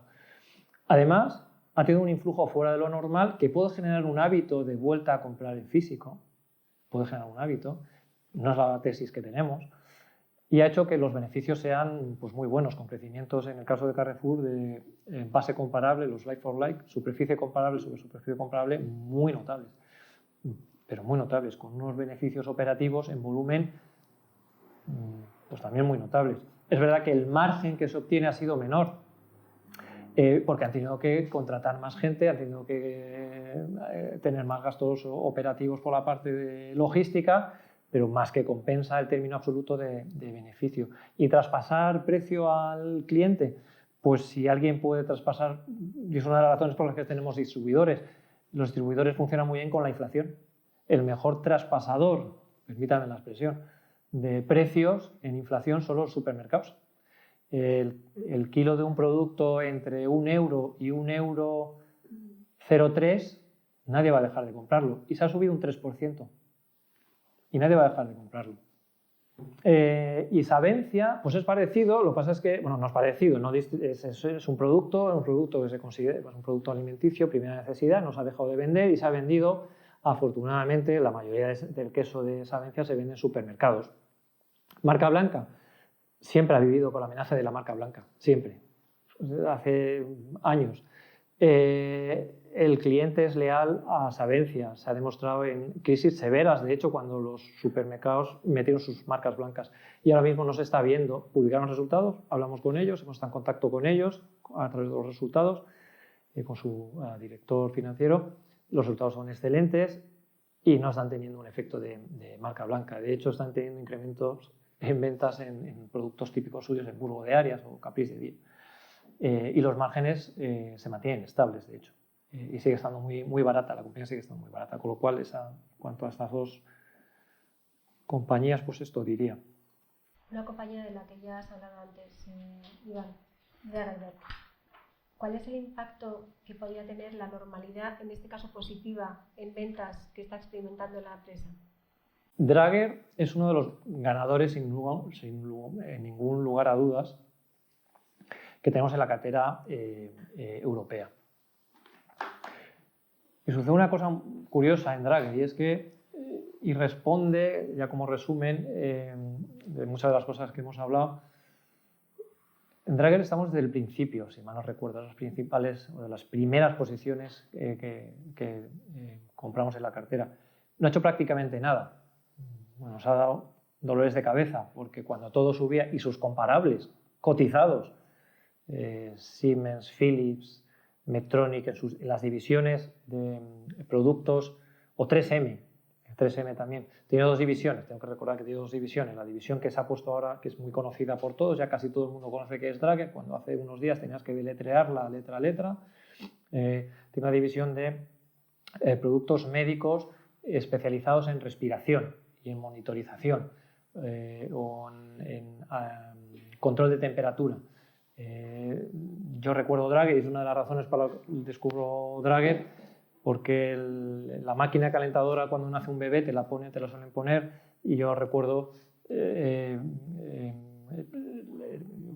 primero o el segundo, luego han sido todos igual, la máquina era Draeger, y a mí eso me llama la atención en general, y así descubro Draeger. Te das cuenta que es un líder mundial, que pertenece a una familia que están, si mal no recuerdo, en quinta generación, no empezaron ayer a hacer este tipo de productos, y es líder con los mejores productos, según los especialistas de los hospitales, no lo decimos nosotros, no entendemos mucho de esto, pero nos lo dicen ellos, concretamente en ventiladores intensivos, en ventiladores especializados, en centros de ventilación, que es lo que no es que ayuda a mejorar, es que salva vidas. Y salva vidas en la pandemia actual. Y permítame que introduzca que en Magallanes decidimos donar el 10% de los ingresos durante todo este estado de confinamiento. Algo tenemos que hacer, lo que la sociedad te da, pues hay que devolverlo, y motivos como estos pues son los adecuados, pensamos, y decidimos donar el 10% de los ingresos de comisiones durante este periodo en colaborar en lo que necesitara la gente, los hospitales y las autoridades. Y hablamos con Draeger, y yo hablé directamente con el consejero delegado de Draeger a ver qué podíamos hacer, cómo nos podía ayudar, qué podíamos hacer. En su momento era imposible, antes incluso que algunos gobiernos pues, pensaran en qué hacer con los ventiladores, nosotros nos activamos y nos dijeron que era muy difícil conseguir respiradores.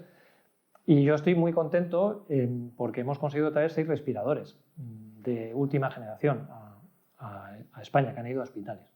Bueno, lo siento, he desarrollado un poco, pero yo creo que venía muy al caso, ¿no? En cuanto a Draguer.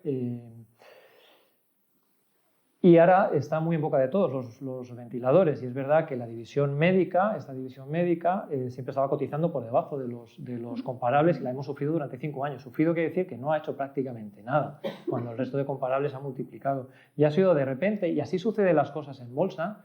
Lo importante es comprar barato, controlar la parte de abajo, controlar la deuda, controlar que sea, o tener en cuenta que una empresa familiar es importante, la familia Draguer está detrás, y en algún momento algo bueno pasará. La situación ahora es muy extraña y casi irónica, decir que algo bueno pasa cuando estamos sufriendo esto. Pero el haber comprado barato, y es con lo que hay que quedarse, al final hace que el valor se realice.